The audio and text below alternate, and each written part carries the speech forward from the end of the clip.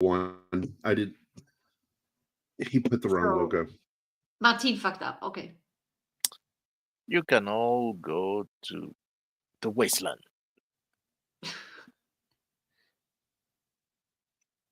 Oh my goodness. Do we start already?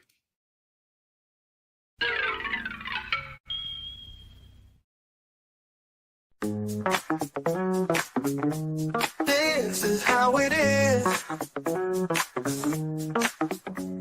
today.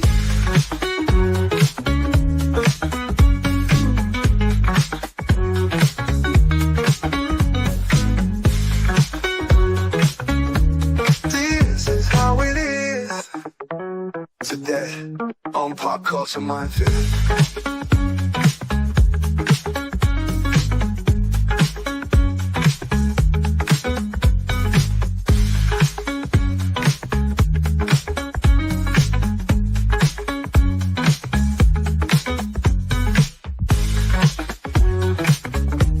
This is how it is. This is how it is.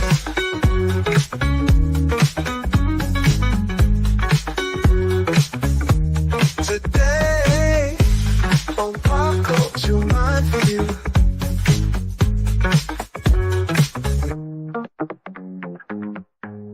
Today, on Pop Culture Mindfield. Yay! This is what it looks like when we have the right graphic.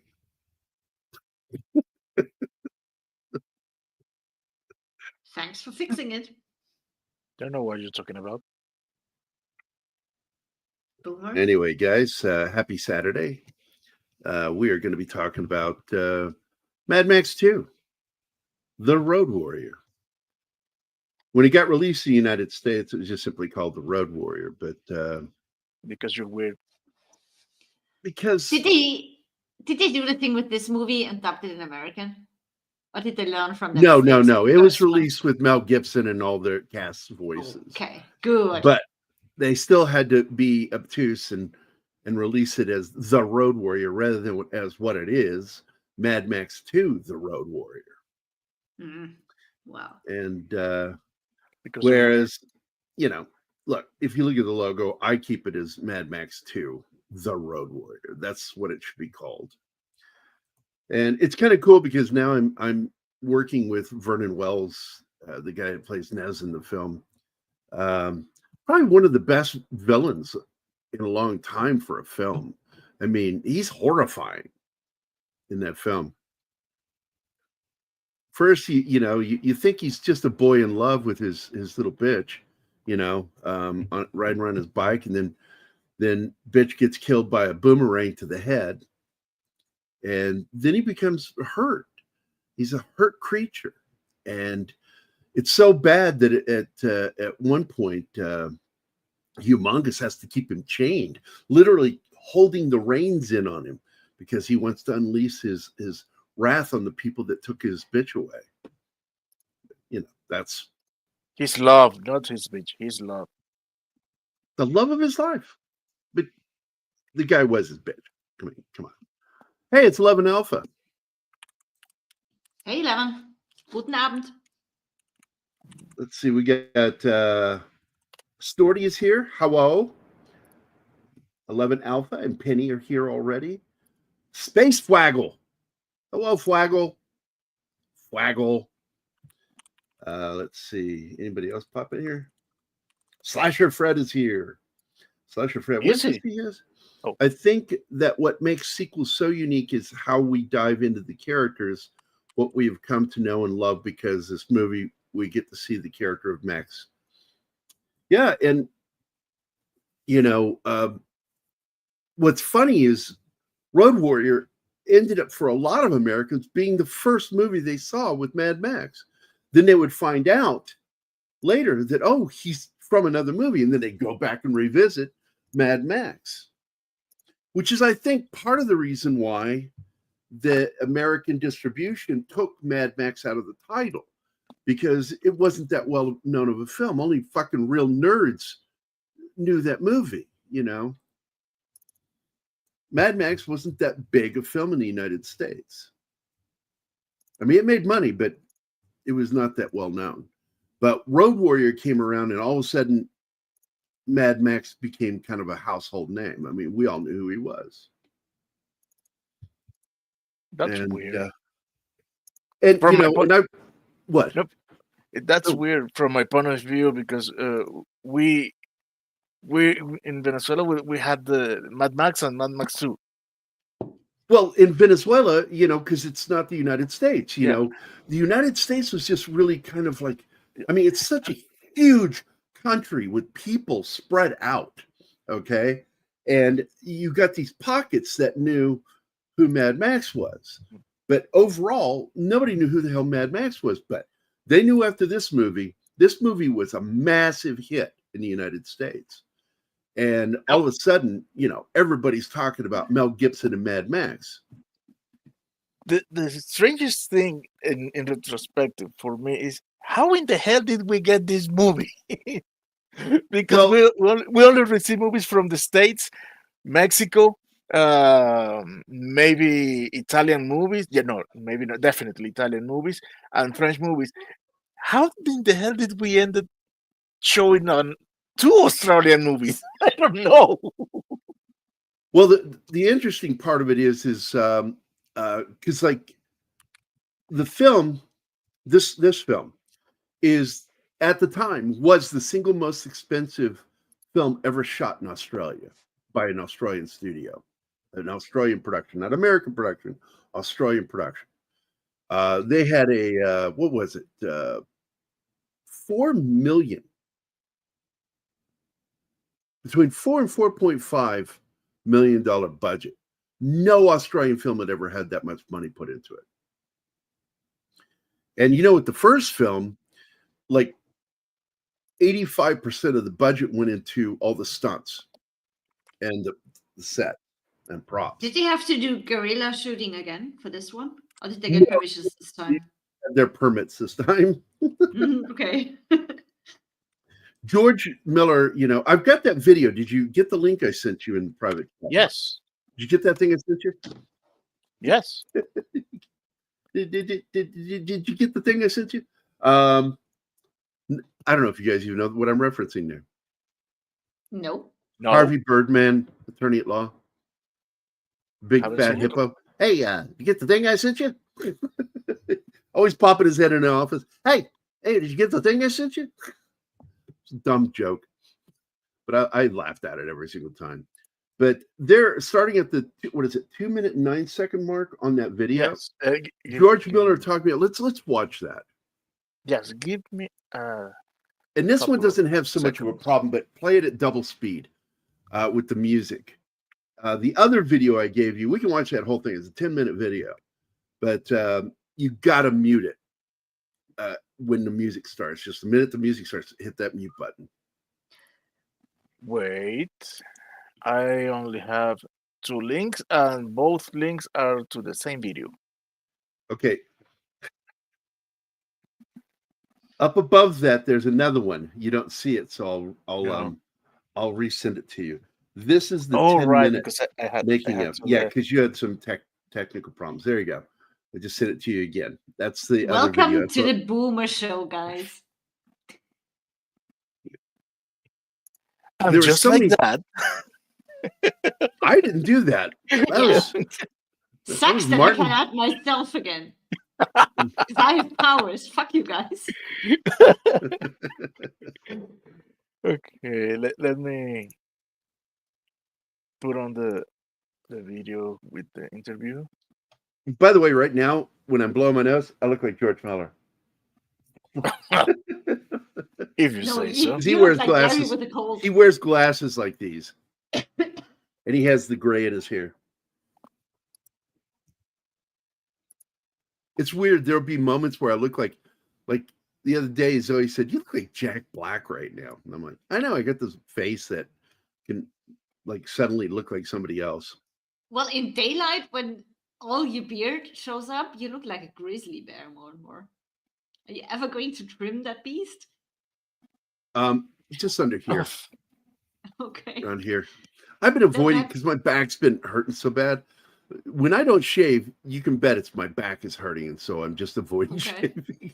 I'm just the photo you posted after you voted. I'm like, holy shit, that thing's wild. Oh, that was because it looks much scraggly. tamer on camera. Okay. I was rough that day too. I was not feeling good.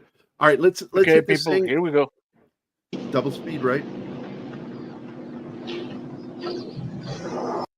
Oh wait, you want me to run this up? Mad Max Double was speed. the first film we made, basically. The budget was very, very small, and it was a very complex and ambitious film to make. And I thought that if you planned a film really, really well, and Byron Kennedy and I planned it really, really well, meticulously, that it was just a matter of executing it. But everything went wrong. Like the most trivial things and some more serious things, just so many things went wrong that I felt very, very defeated by it. So by the time we finished the film, I thought, wow, I don't know what hit me. It was like I'm not cut out to make film. We did a forward post-production for about 6 weeks. After that 6 weeks, we completely ran out of money, and Byron said, well, that's going to be the film. And I said, look, I know that there's a better film in there. So basically, for the next 9 months to a year, I cut the picture in the kitchen with the most rudimentary equipment, which was an HKS viewer, which was a sync machine, and Byron cut the sound in the lounge. And the most interesting thing by far was that I spent the best part of a year looking at my own footage and confronted with all my mistakes. And it turned out to be a very valuable lesson because, right down deep inside my DNA, I was learning about the few things I did right and the many things I did wrong. And I always thought if I had a chance to do it again, I would do this, I would do that, and so on. When I did finish the film, though, I remember speaking to Peter Weir, and this was before the film was released. I said, I don't think I'm cut out to do this. I thought I could be a filmmaker, but it was just way too hard. I described it like being walking a really big dog, and you wanted to go this way, and it drags you off this way in another direction. And I remember Peter said something that really stuck with me, which was, look, it's always like that. It's always difficult making movies. And he said, it's like being in patrol in the jungle, and you've got your platoon, you've got your mission. And he said, you don't know where the landmines are or the snipers are or whatever. Whatever happens, you have to be flexible enough to complete the mission. And once that war analogy got into my head, that changed my filmmaking forever because it's true. You've got to go in. You cannot predict everything that's going to happen. In fact, you've got to almost embrace the unpredictability, having done the preparation. What was really amazing to me is that the film, which I thought was unreleasable, started to get traction, territory by territory, all around the world. That was a pretty unexpected experience. And I'd been bruised enough to realize it wasn't because I was particularly clever. So I felt like I dodged a big bullet and was grateful for that. And I felt, to make other films, I really need to understand a number of things. The first was more about filmmaking and the process. The second was a lot more about acting. And also to understand why the film was successful around the world. George and I would spend 16, 18 hours a day talking about storytelling, doing just the most intense work. Terry Hayes, who wrote the novelization of the first Mad Max book, he started to read up on storytelling and reading the books on storytelling and so on, and as did I. And then we got onto Joseph Campbell, who wrote A Hero of a Thousand Faces. Once we got into that, I began to realize that Mad Max's success was that it tapped into a universal archetype. That in Japan, he was the same as the samurai, and the French saw the first Mad Max movie as a Western on wheels, and the Scandinavian saw him as a classic Icelandic or Viking warrior, and so on around the world. George and I were obsessed with this, not just about Joe Campbell, but about trying to understand storytelling's part in a much broader context. And understanding that, and that we were, in a sense, the servants of the collective unconscious in a way that Jung and people like Campbell really elucidated. He's talking about Carl Jung. Storytelling and how Mad Max fits into that tradition. The juice, the precious juice. In my career as a radio producer, I'd actually come up with a brilliant idea. I think I only ever had one brilliant idea. It wasn't even original. So I came up with this idea. It'd be a good idea if we did a sort of a War of the Worlds style thing. That the Arab oil embargo had just finished. If there's going to be a world war, it's all going to start in the Middle East. It's going to start over oil. So I suggested to the on-air host that we do this, that we keep interrupting the program to bring news flashes. So we did. We warn everybody. But this was just how the world might end. But what you're listening to is a recreation of a thing that's not happening. Well, it was really, really fascinating because nobody heard that. People were driving to the schools to pick up their children, and they were going down to the supermarket to buy stuff, like clearing out shelves. There was such a latent fear, anxiety there at the time, that people were more than happy to suspend disbelief. When George and I started to talk about Mad Max 2, I said to him, well, obviously it has to be set in a post-apocalyptic world because you've already established that. And I told him about my experience on the radio program. He said, let's do it. Let's do it. Let's say that's how the world ended. In a very, very quiet, calm, beautiful city like Melbourne, when there was big restrictions on going to the gas station, and there was one gas station in the middle of the city at one point where there were massive, massive queues of people. And I remember it took 10 days of that for the first shot to be fired. Now, nobody fired at anybody else, but someone fired a gun in the air to warn people off. And the police were called. I thought, if it only took 10 days, what would happen if it was 10 years when there was no fuel? Well, there's this great saying. So I've seen the enemy, and it is us. This is not from outer space. Great This stuff. is not Let's zombies. stop it here. This is what happens when. Well, It's such a great segment. We can stop it there. I love where they were going with this, and they kind of went back and retrofitted Mad Max with why things were the way they were, because that's not in the first film, because that wasn't something George Miller had considered at the time. He just thought about Australia just eventually becomes kind of a wasteland, and there's this one main highway, that all this shit can happen on.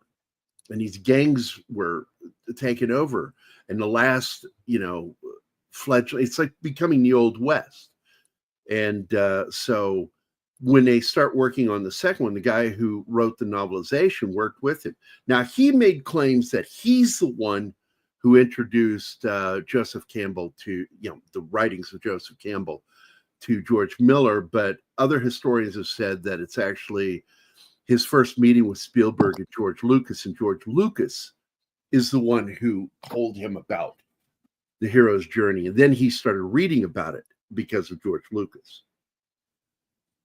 But I'm also not surprised that here, because Australia was very close-knit with the filmmaking community of the friendship between Peter Weir and Miller.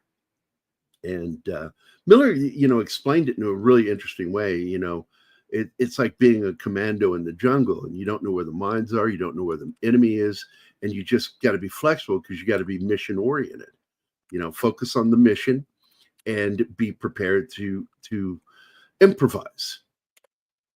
And Anima knows the commando stance, the phrase. Remember it, hon? Improvise, adapt, overcome. Yep. You mean that one? That's Marine Recon. That's U.S. Army Commandos. You and Dom drilled that into me. Same as Yeah. it is what it is. Those two phrases, man. Being friends with soldiers. Well, yeah, he was in Weird Science. One of my favorite films with him is he's a footballer in a little film called Shrimp on the Barbie with Cheech Marin. And I enjoyed that film. Nobody else seems to like that movie. I fucking loved it. Which one? Shrimp on the Barbie. Oh, haven't seen it With Cheech yet. Marin. And That's a you've weird never title. seen it? Oh, you got to No. see that one. Vernon plays an asshole footballer in that one, vying for the girl that Cheech Marin's in love with. So it's one of those comedies. And I like to add to this list Inner Space. Inner Space. He's also in Commando. He plays the part of what's Bennett. his name? Bennett, stick around. Let off some steam, Bennett. Did you see that, Gary? How What? does he know that? How does Sue know what? How does That you he go know commando. that? I've talked about it enough. I'm sure that Tim's caught me. Well, saying they share pictures privately on Right, Facebook. chat. Um, Now, army buddy of mine, he was with the 72nd Stryker Brigade over in Iraq, and he and I talked about like wanting to rewrite and redo Commando and make it to where it's a little less over the top and more realistic. Still keep some of the comedy in there, but like have him actually do shit that works and would actually happen that way. I mean, my favorite gag in the film has nothing to do with the military stuff, but a girl trying to fire a fucking shoulder rocket and fires it the wrong direction because she didn't see the instructions that says point this in towards the enemy. The side.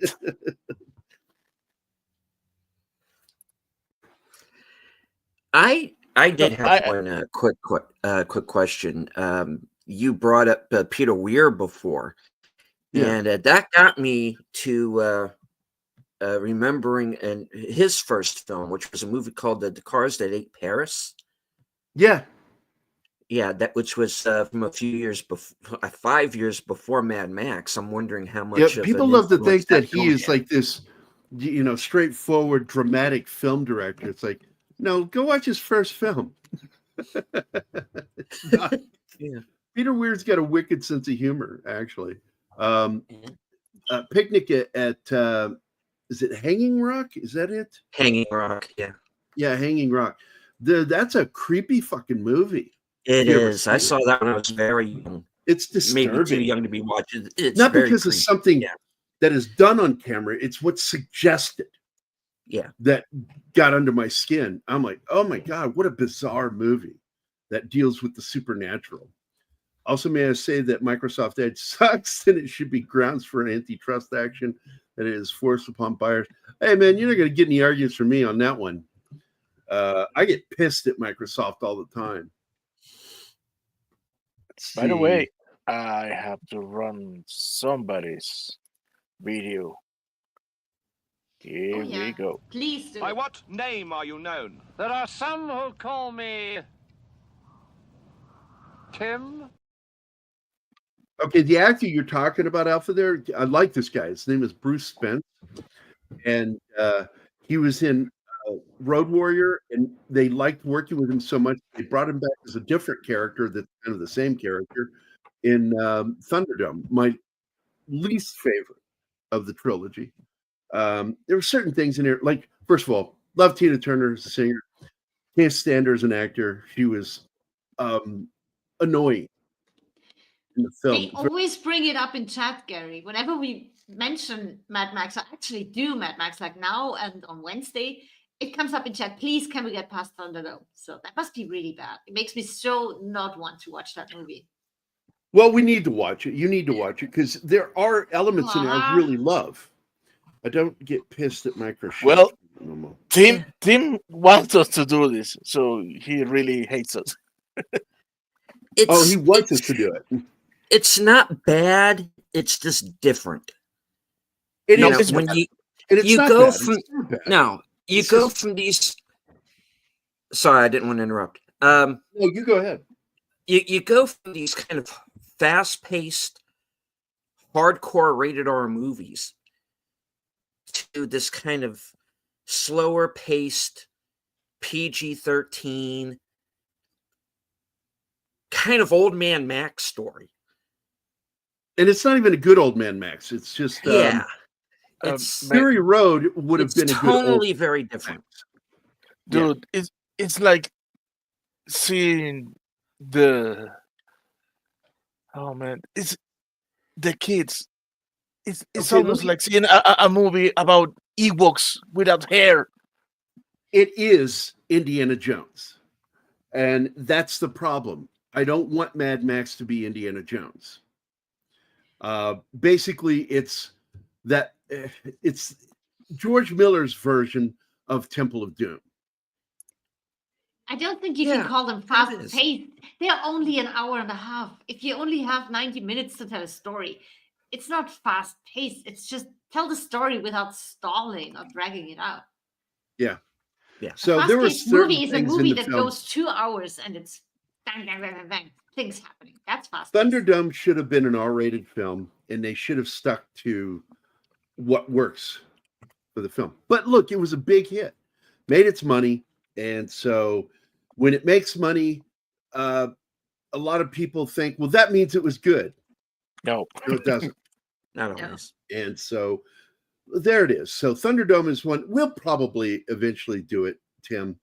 It's just it's going to be one where it's like, I don't know what to do this week. Let's just phone this one in. Let's do Thunderdome. And then we'll just phone it in. We'll just like be here and go, yeah, blah, blah, blah, blah, blah, this, blah, blah, blah, that. And then show the film strip, then crack jokes the whole show and derail. I'll actually be on And- my phone if you like. I really like not the audio. Like if you can figure out how to use your microphone, because you can do that, use your microphone with your Android. The camera is so much better with your Android than It with really your is. webcam. I agree. And I was really impressed. Yeah. I'm like, God, you sound like shit, but you look great. Yeah, I was like, the voice is Steven, but who is this person?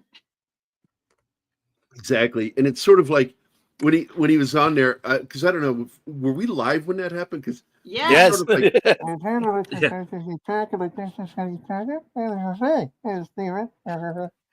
that's how it sounded, like he was talking to a tin can and a string, But the video was great. You're like, holy crap, you're moving around. It's all in HD.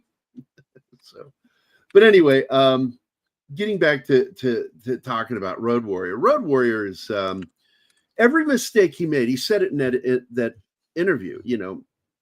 Every mistake he made with Mad Max, he learned from, and worked harder to avoid some of the trappings that he ran into in making the first film.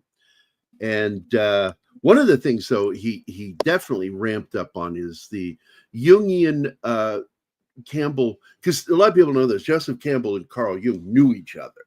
They talked a lot. And that's why it's so interesting that I'm fascinated with both people myself, because I've written about Carl Jung. And he's the father of modern parapsychology. He's the one who gave birth to parapsychology. And that's where you get the term parapsychologist.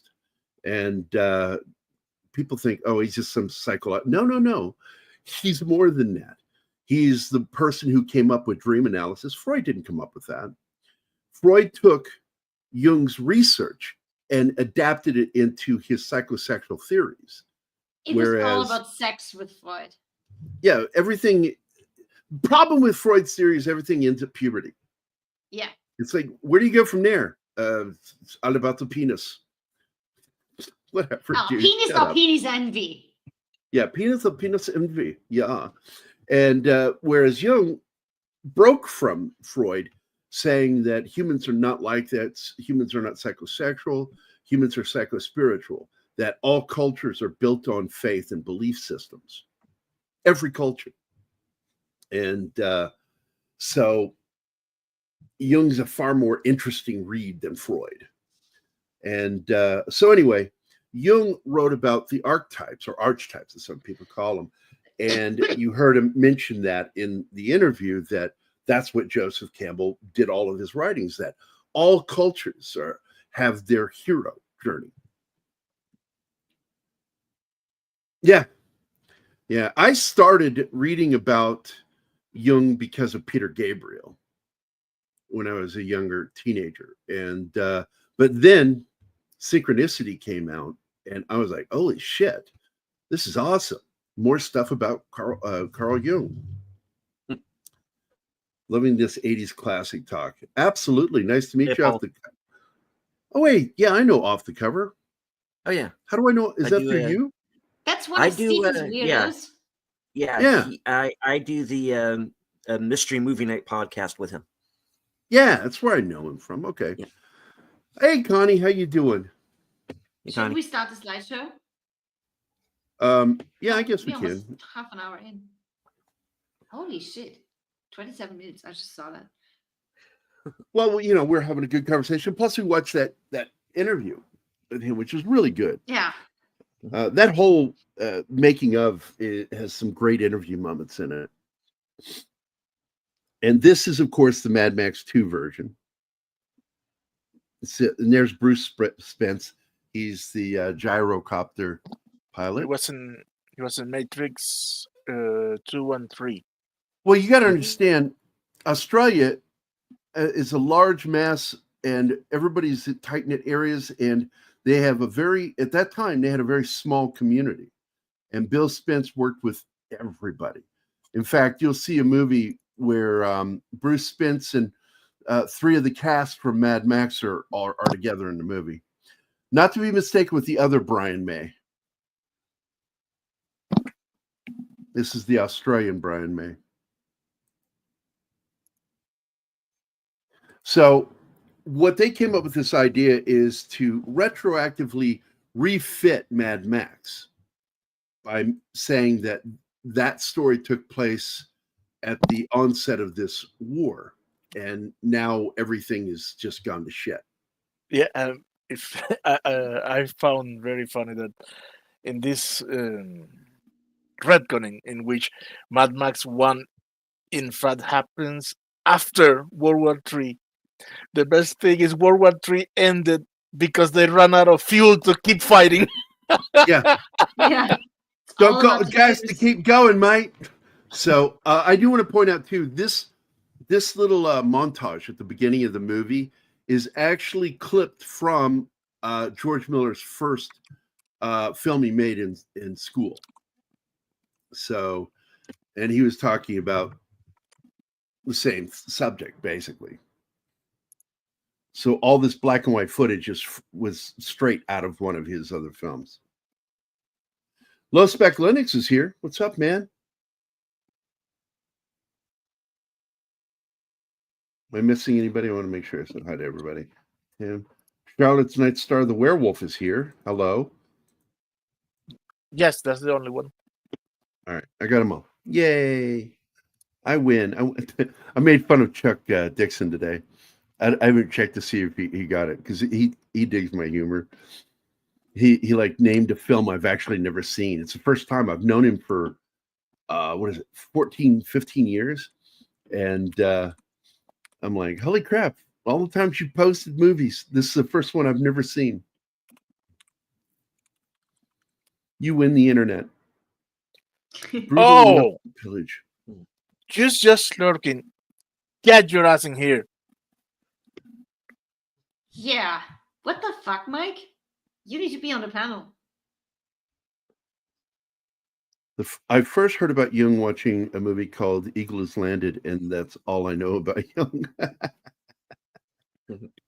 Did you eat the movie, Snorts? I wrote a horror script that two screenwriter friends of mine read, said it's really fucking good. It's just called Jung.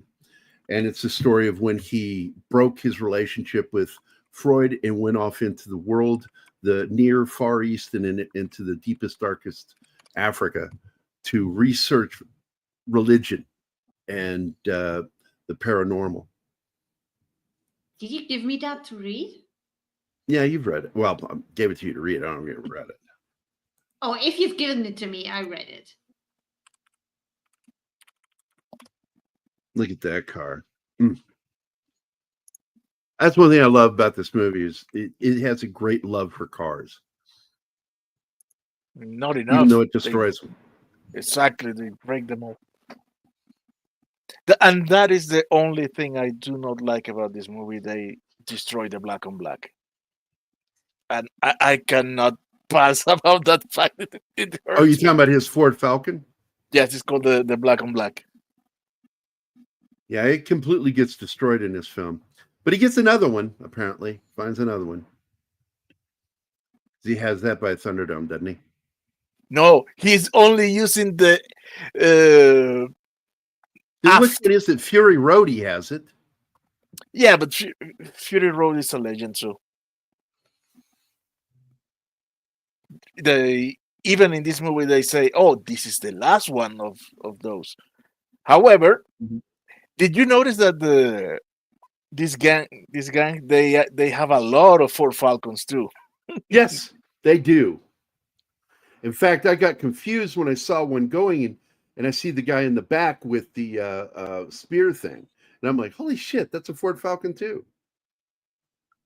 Because I thought it was his car at first.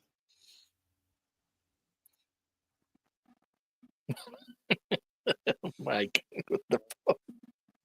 Always a surprise when you show up, dude. God, this Even more Nez and surprised his- when you actually and his show up bitch. on the panel.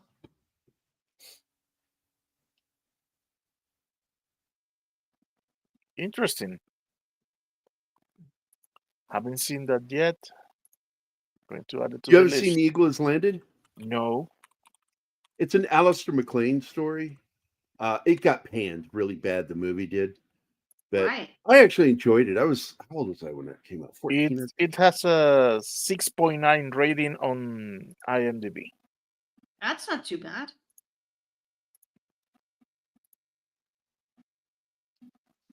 At the time, it got panned pretty badly by critics. Ha. Fuck critics. Look at that. This is face. back when critics actually were worth their weight. Okay. Take scenario here and just like, oh, that tickled. Dude, I'm gonna pull this out of my fucking bicep because I'm bad. I have seen Vernon on some interviews. That guy is so sweet. It's incredible. How can he play those villains? I actually Yeah. asked through Tom to see if he could join us today, but I don't know what happened. And I'm so busy, I couldn't get back around. I forgot. And so it was like, oh, well, we'll do the show without my interviewing Vernon. Yeah, you just get me. Oh, Lord. And Mike, if he gets off his lazy ass and joins us. I tried. Yeah, apparently they're also in short stock of ammo. Yeah, I love the little music box motif in this. Mhm. It's weird though. You think so, but I don't. I love the idea that No, I there's mean, this thing from the old times, and it makes him actually smile because it makes him think about his kid. no. What I mean is they don't have anything. It's a struggle to get the most important things to survive, and then he has this little tiny music box. because That's that's a why. tie to That's the how life people that he are. has. What are you talking about? That's if you watch the TV series Silo, having these things from the past, even if they don't even know what they are, just has such a powerful bonding connection to the past. So yeah, it's absolutely makes sense that that's there. Now this is where we meet Spence. Now, He's buried himself, and the funniest part to me is he's got that giant fucking grub in his nose, and he's fucking starving to death. And he just throws it away. I'm like, you fucking kidding me? I'd literally pop it in my mouth like big Ah. old bubble, and just swallow that shit. That's pure protein. Ew. hey, now let me tell you this. To be honest, Max shouldn't be reminded of his kid by a music box, but by a revolver, which was the toy of his kid. Yeah, because he was a terrible father. I know. It's Hey, like Mike. sucking him Hi. into the barrel. Hey, Mike. Hi.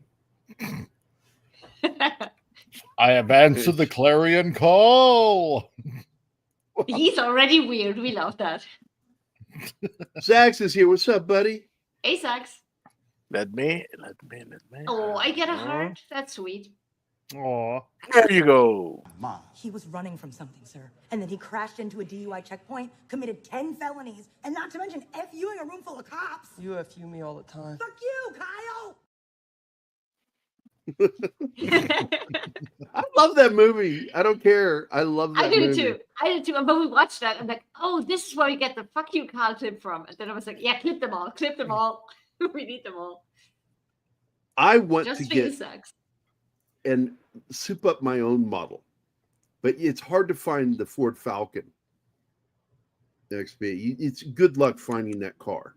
In Would you model. fit in there, Gary? Would you fit in that I car? found one, You but tried.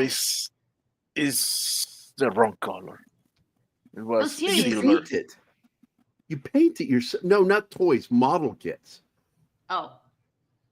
I thought you wanted a car like that in real life. No, I wanted to get Yeah, a model that kit of the would Ford work. Falcon fastback 2-door and soup it up myself to make it look like the Oh, Mad that would Max be car. cool. I don't want to buy the one that's already made. They got tons of toys. I don't want that. I want to build the model kit and then jury rig it into looking like the one from Mad Max. I love that car. Mm. God, his teeth, Bruce Spence's teeth in this is so gross. I was more distracted by the goggles because they're weird. And the hat or whatever that is.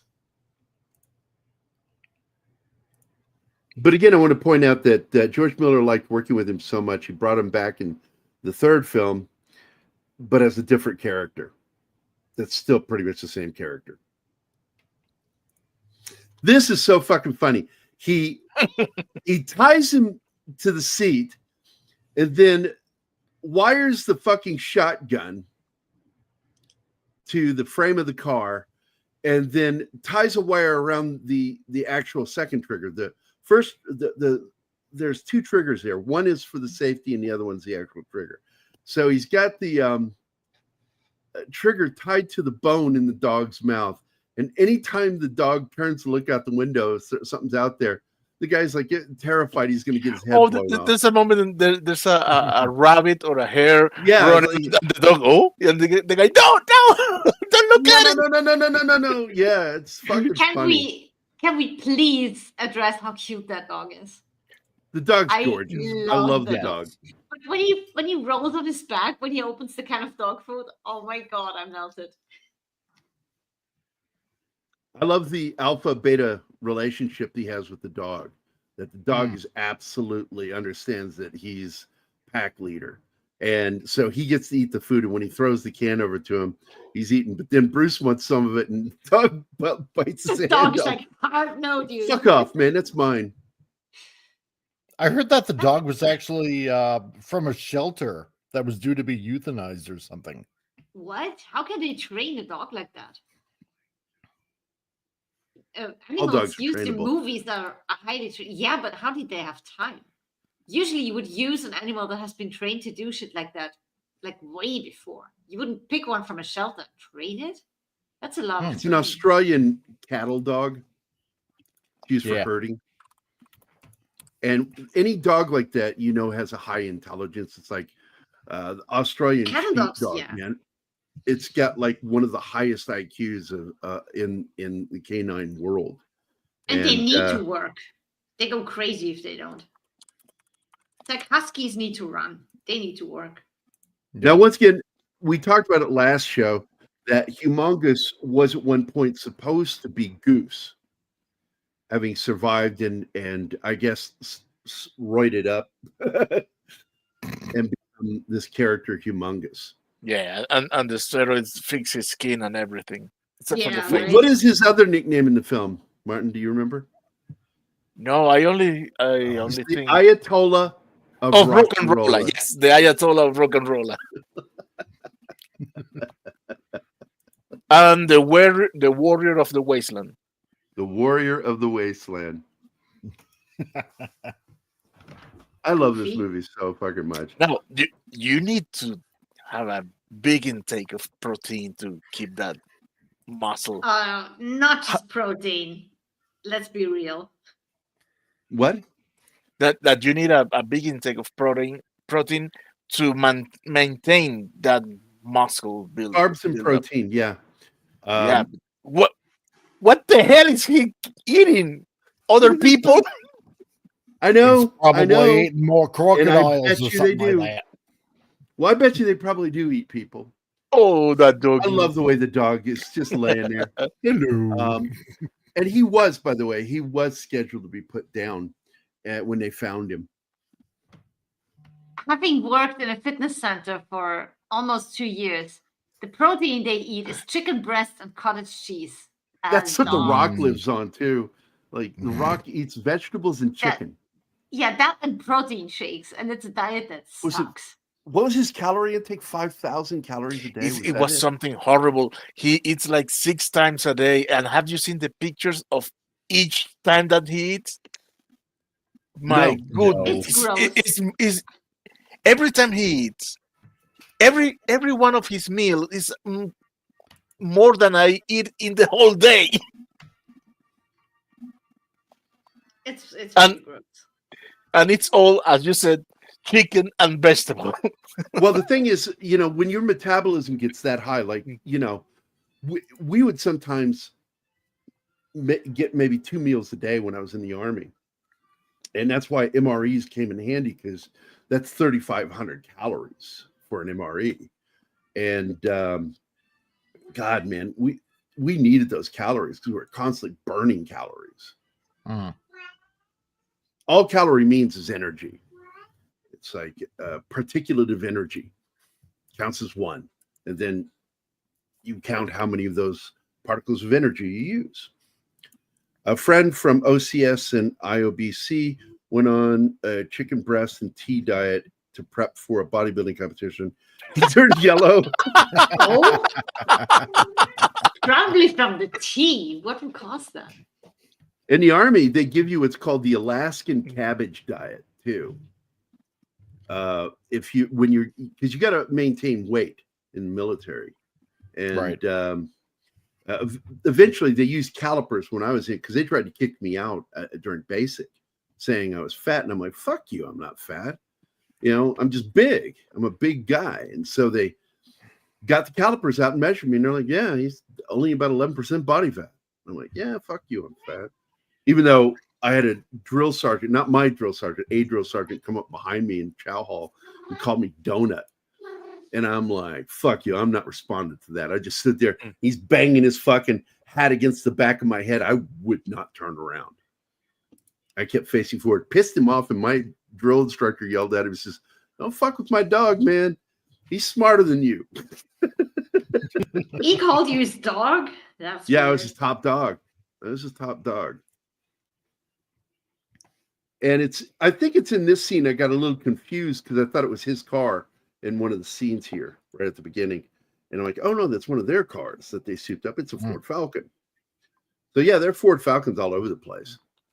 And, didn't they have what? something like 80 custom-made prop vehicles for this production? Something like that. It's a ridiculously high number.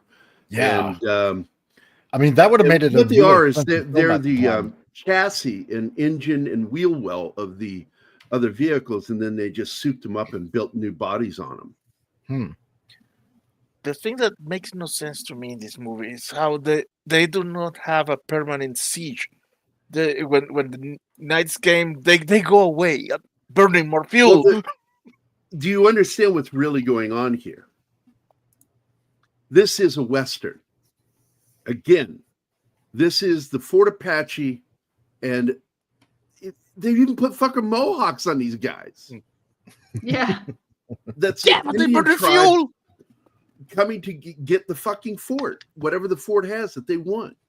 You don't get it that much in the first movie, but this one definitely Yes, is. the first film is more like a sheriff type story. This one is absolutely out in the wild west, you know. It's lawless territory. And in Australia, Wild West. almost every place is remote.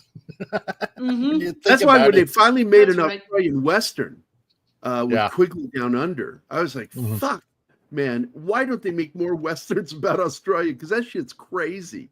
Yeah. That country's nuts. Hello, Parrot. Oh, okay.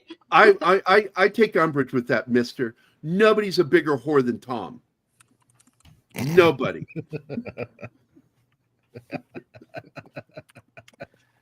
But I mean, you got to figure, you know, being out in the Australian outback, you know, I mean, because like a lot of it is desert. So you got to figure that, you know, at nighttime, you're like getting close to like hypothermic conditions. If you're They not dressed properly, especially at don't night. have fuel. They are making a siege because they want their fuel and they are burning fuel. They're burning fuel to get more fuel. Oh, irony. You're so ironic. I do like this one. Not so much, to be honest. He turns to me and goes, hey, what's up? Yeah, even with a smile. Hey. Hey. So the guy is the spider and Mad Max is Gary. The spider. Hey, Gary. You're going to get the boot. Yeah, you'll get the boot.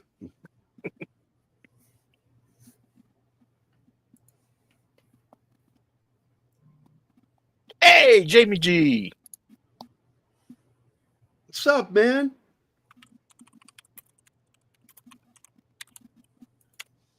I love the bolt cutter here, even though I said he shouldn't have moved him forward. He should have just worked it around behind the guy and cut the bolt.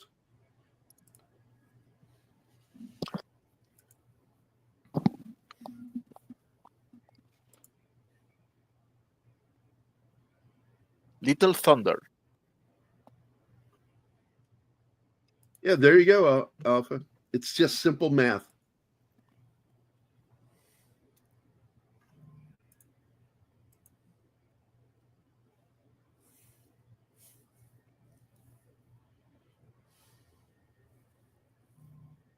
This is one of my favorite characters in the film is Feral Boy. Oh, yeah. Thunder Jr.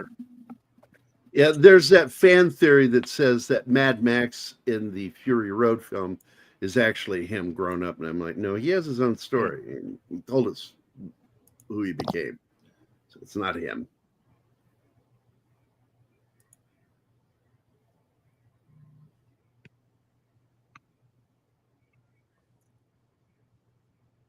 And these kind of remind me, the way they're dressed and the blonde hair and everything, remind me of the Eloy.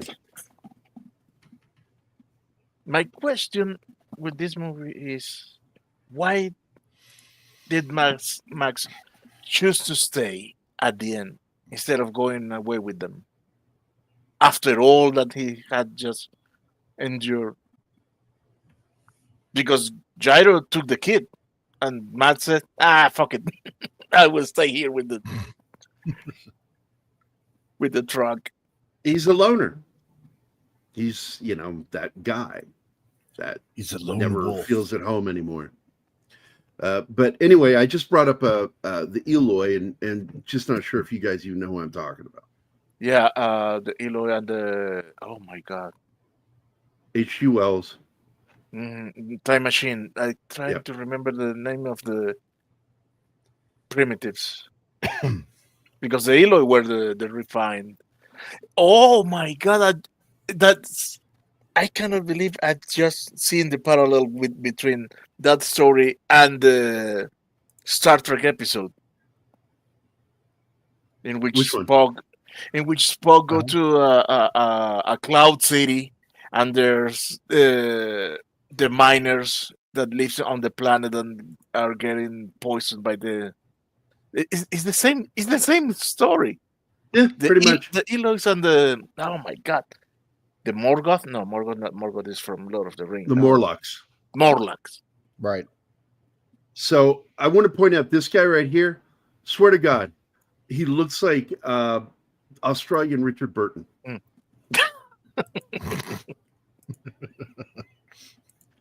He sort of does, yeah. Absolutely, Jamie G. He and the rest of the team that die with him were bait for them to all get out.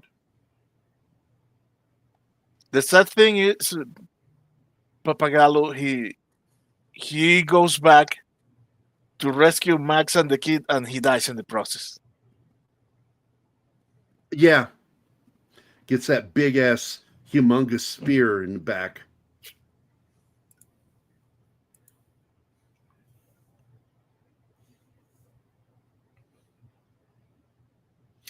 Did any of you guys find Vernon Wells in the movie reprising his role as Wes in the film Weird Science?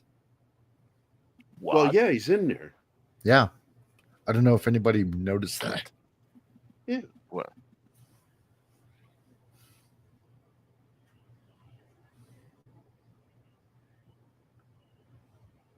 Yeah, in fact, we brought that up, I think, before you joined the chat. Oh, Someone brought all right. up some of the other stuff he was in that was really good.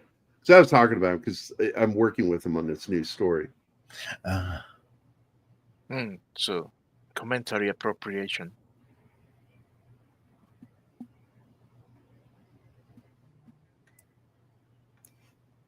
Yeah.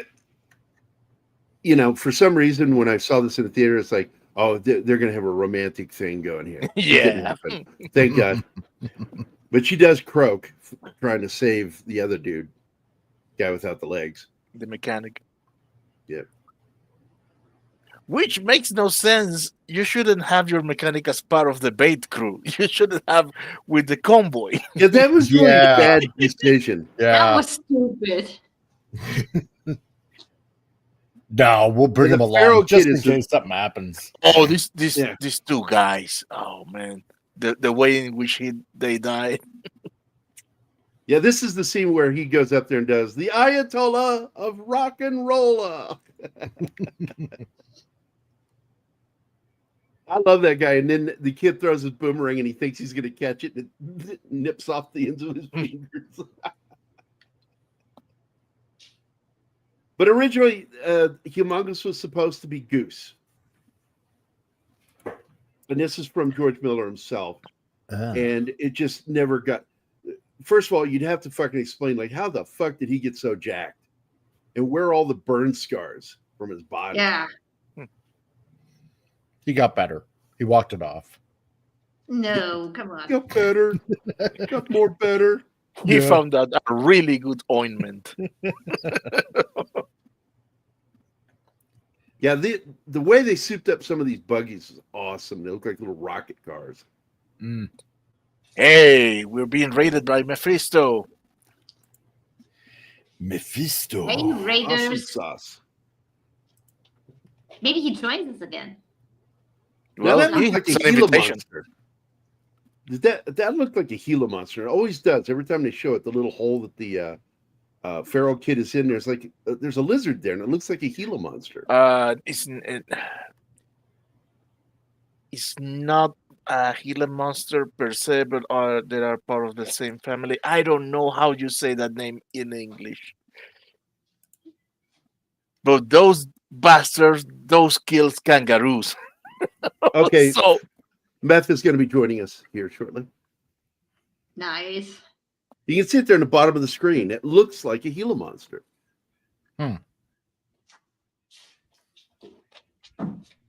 The fucking boomerang is like one of my favorite parts of the film with the kid throwing it. hits his bitch in the head. Oh no, my bitch. Okay, I'll apologies kill you, if there's feral any kid. if there's any background noise. Rocket Kitty is rocketing, so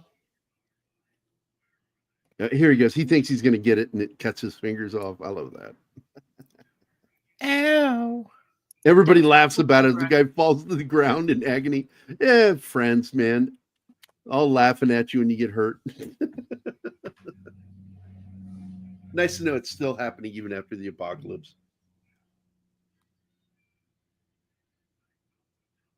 the last A thing you should lose is your blue-tongued sense of humor.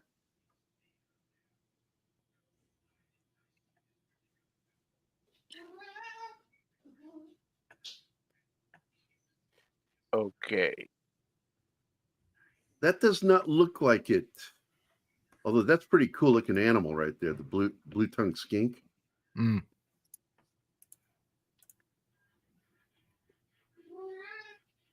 I can find the common name for the lizard, just that it's a varanus, which in Spanish is a varano.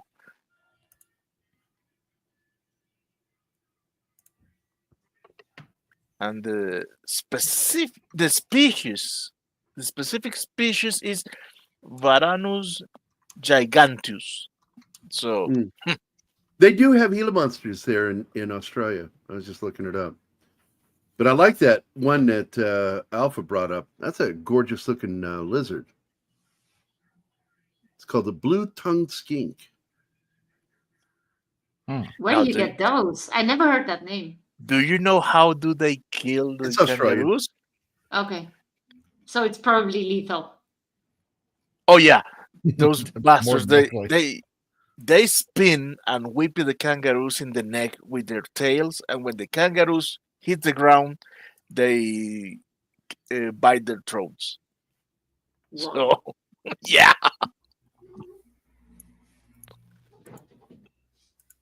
Hi. Hey. I wish. They exploded the camp yet? Nope. Not yet. In about 10 minutes, I think. Maybe a little more. I love this movie so much. Oh, ditto. It's I love this movie so much. I went to see this in the theater like 5 times. I just watched it the first time and we finished in time for the show, so it's pretty fresh for me. Yeah. It's fun. Did you talk about the fact that they had to do this in such a remote area? They had so many issues with like supplies and food and water. At least they were legal this time. Unlike Oh, the first yeah. movie. Yeah. That's the thing. They had it at the time. It was the biggest budget film ever made by an Australian studio. Yeah, but it was only like $4 million, something like that. 4 to 4.5. Yeah.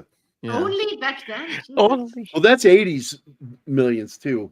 Yeah, it's So- 80s millions, and it's US dollars, not Australian dollars, Right. which would be like 8 million. Yeah, I need to like look for my notes. I think I have notes for this movie. Wow. Let me check. You're prepared. No, we literally covered this movie a few months ago we did like a dystopian future month, and this was one of the movies. We didn't want to cover the original Mad Max because, and we discussed this when I was on the show when we talked about the original Mad Max. Like, was it Wednesday? Wednesday, yeah. We talked about that in the original Mad Max, you can't really feel the dystopian future because it just wasn't going off the rails just yet. And in Mad Max 2, it's everything is broken down, everything is crazy, everyone up for themselves. This is full on dystopia, craziness, end of the world type stuff.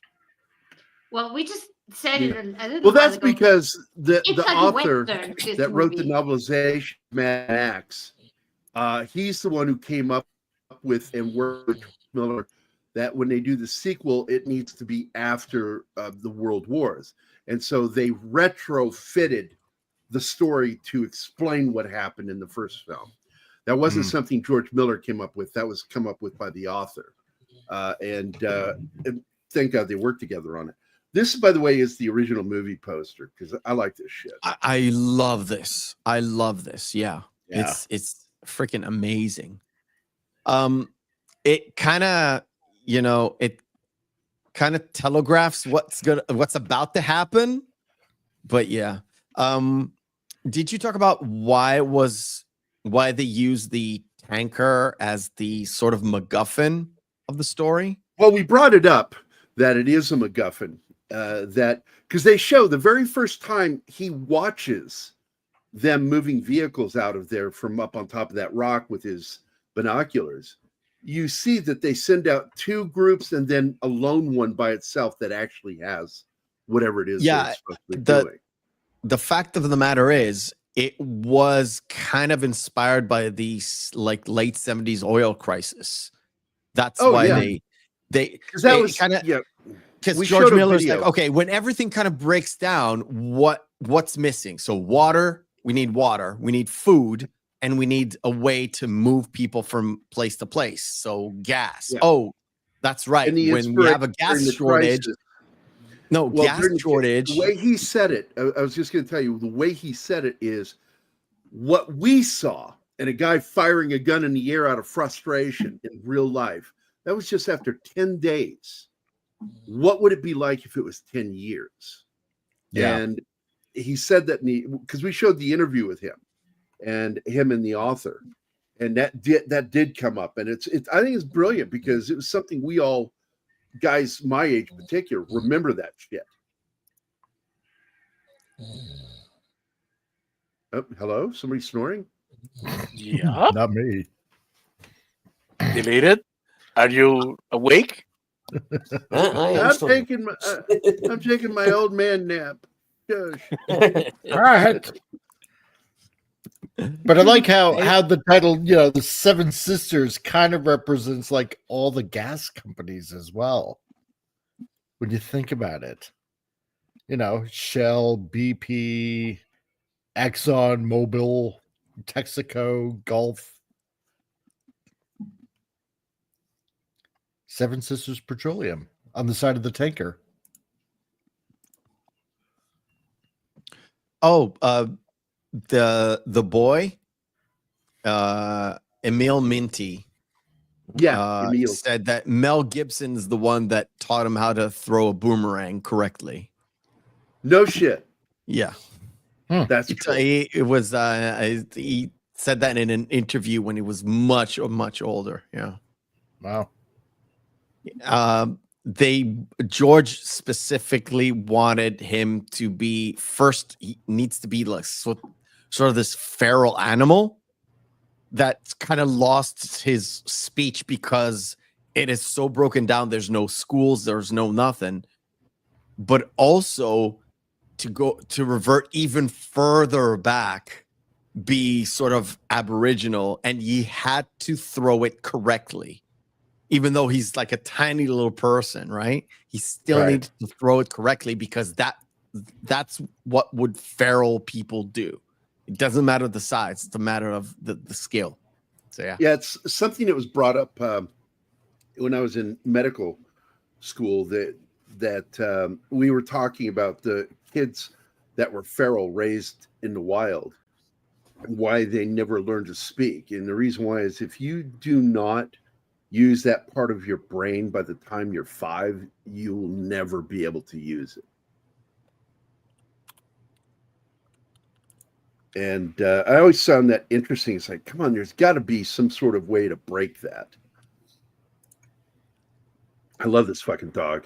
2 best parts of this fucking movie is the feral kid and the goddamn dog. 2 inspirations for this film, of course, is A Boy and His Dog with Don Johnson, sci-fi film written by Harlan Ellison.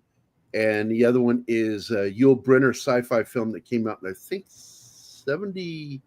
between 72 and 75, called The Ultimate Warrior. Yeah, the type of dog is actually called the blue heeler. I just looked that up. Yeah, I brought it up earlier that he was, and somebody else said, I think it was Stephen that said that he'd been a rescue, and I'm like, yeah, he was a rescue. He was about to be put down, and they found him. Yeah. And because he's a cattle dog, he's, that breed of dog is specifically used in herding cattle. Yeah. And so they're dog. easily trained. They're very smart, easy to train. Mm-hmm. Hi, Penny. And they're dogs that are big pleasers because they get excited Hello, when Sandra. they learn something. Hey, Sandra Hermit's like, what's up, man? Wait is the last addition to the chat. What's up, Wade? I am not cool. But thank you. Did you ever catch the graffiti on the side of the abandoned truck? What it said? Yes. Yeah. The vermin have inherited the earth. I always thought that was funny. Hello, Max. Do you know that whole gyro captain angle was not supposed to be in the movie?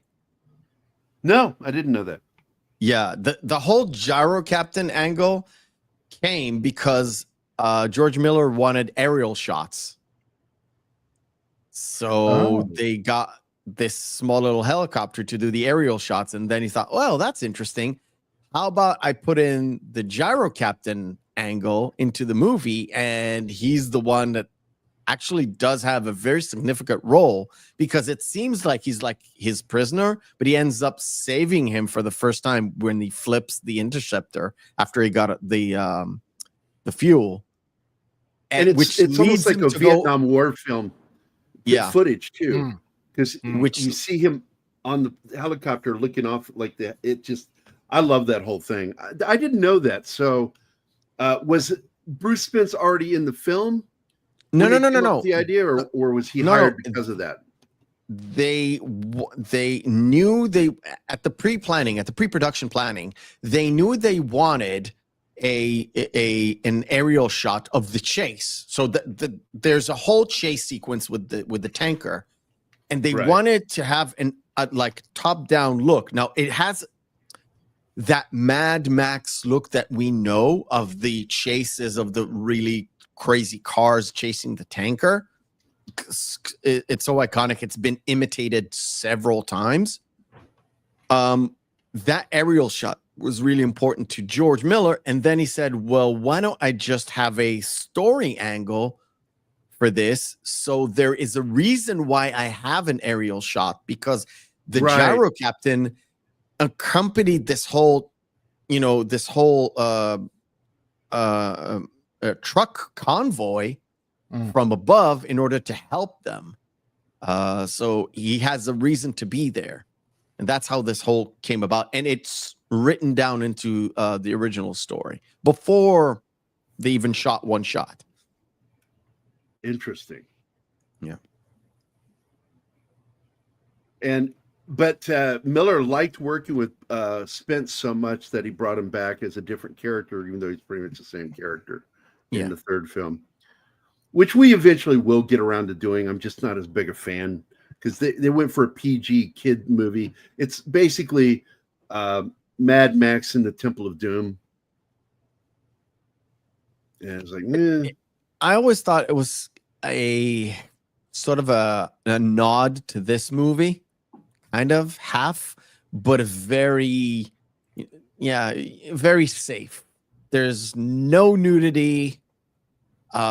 He's saving kids instead of people, Like Indiana Jones did in Temple of Doom. Yeah, kind of, I guess. Yeah. We must save the children. Yes. Oh my God. Because just like the song says, the children are our future. Humongous is like, how do you operate this thing? Oh, that's how. Okay. I'm good.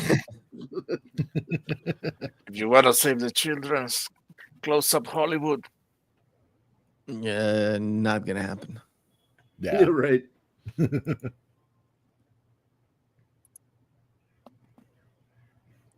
There is a moment here where he drives the truck through their camp, and I think there's a couple having a good time, and they get exposed. Yeah, they get exposed, and every it's time actually a heterosexual couple.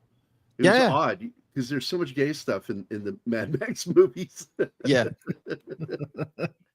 The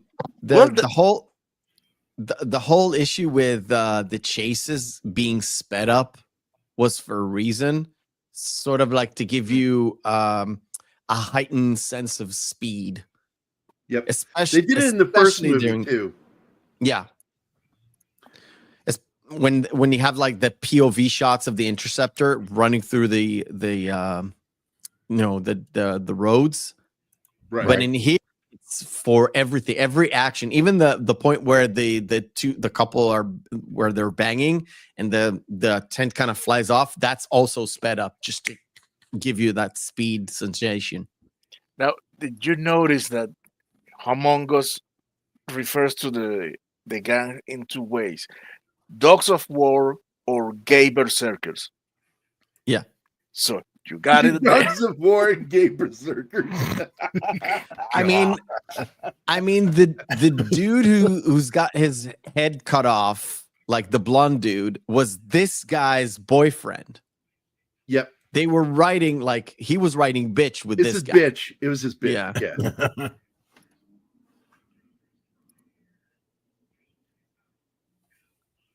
I mean, the fact of the matter is nobody cared. It was all implied, and that's how it works. It's implied. Everybody knows. We get it. Just you don't have to shove it in our face. And in terms of story-wise, it actually works because they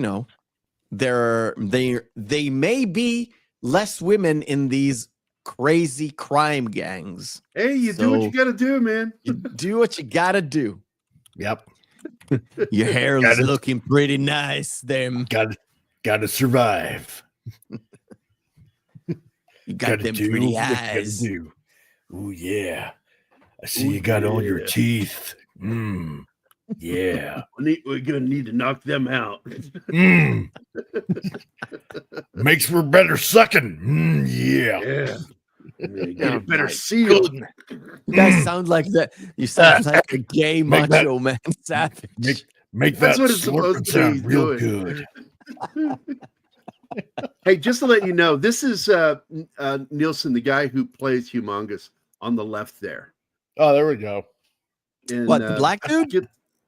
No, the blonde, muscular white dude. Yeah, I know. He's actually been in other films. That film is what is it called? It's a pirate film. Came out in the 80s. Tom Atkins was in it. Oh, Pirates? Oh, Pirates. I'm looking it up right now. The Pirate movie, 1982. The Pirate movie. Oh, okay. And I love that film. It's so stupid. I just enjoy the crap out of it.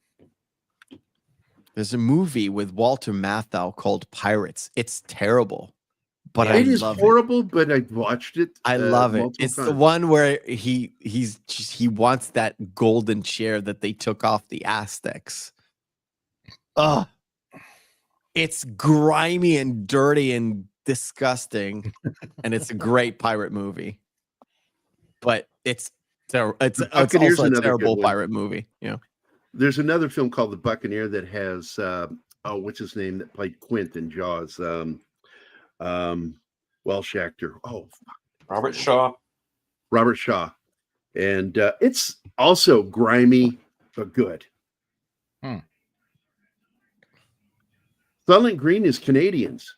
Yes, we are. It still is. Yep. That's common Love to knowledge. give that way. You know, the UK passed the assisted suicide law. Oh, them too. A few days ago, yeah. They're joining the bandwagon. Yeah. I hate her. Who did? The UK. UK.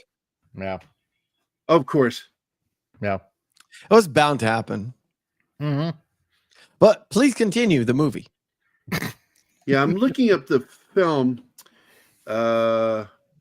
because somebody asked a question in the chat, and I'm pretty sure it is the same film I'm talking about. Yeah, the one you're talking about is the Roman Polanski film Pirates with Walter Matthau. Yeah, and that is the one he was talking about. Yes. Yeah, it's like I said, it's not the best. I love it because it was one of the first pirate movies that was like for realsies kind of a thing. Right. I've seen Treasure Island, I've seen Blackbeard, I've seen all of those movies, but Pirates was like really grime, as if it was taken from real life kind of thing. Everybody has a little bit of scarring from the sun. Everybody's dirty, and it's probably what you expect from real pirates. Yeah, now everybody's teeth are mangled. Yeah. This is the film I was talking about with Robert Shaw called Swashbuckler. It came out in '76. Looks like an Errol Flynn movie. It's a fun little film. It's a fun little film done in that style. Yes. And Robert Shaw is just a lot of fun to watch on screen. Here's an interesting side note, though, about Darth Vader is in it too. Oh, nice. James Earl Jones. I do remember before Transformers 3 came out, Dark of the Moon, that Michael Bay kind of took a little bit of inspiration from Mad Max to make Megatron the Mac Granite truck mode for Megatron in Transformers 3. He got inspired by the Mad Max trucks, big tanker trucks. That's neat. Yeah. Yeah, because one of the cool things I like, and you'll see it here, are the spikes, the metal spikes coming off of the crow's nest. Yeah.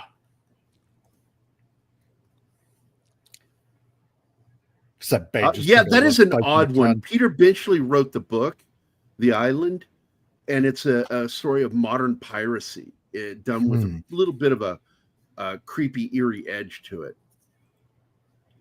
Did not make a good film, though, but it's a good book. What's up, Jeebus?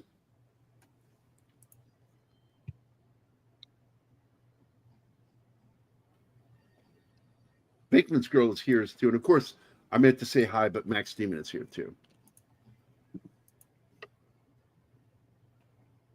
The shocker is the young girl is the one that he Max on.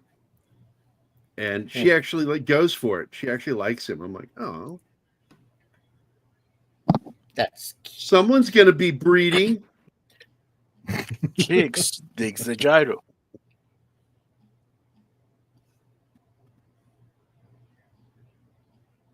Oh, that goes without saying.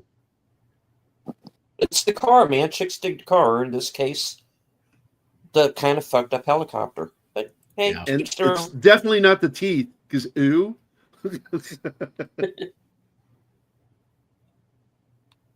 And the thing that shocks me is he's starving to death, and he fucking threw away that grub from his nose. I'm like, no, that was food, man. What's wrong with you? Waste not, whatnot. Oh, the hair in these movies, even in not so much in the first one, but the second and third films are so 80s. Oh yeah, yeah. Especially Big Tina hair. Turner's with her fucking big ass wig. Oh God, yes. That thing Jeez. weighed 60 pounds. She's got, she's got a strong neck. And she still has awesome legs. Now, this guy in real life was a World War II vet, wearing the World War II uniform. Hmm.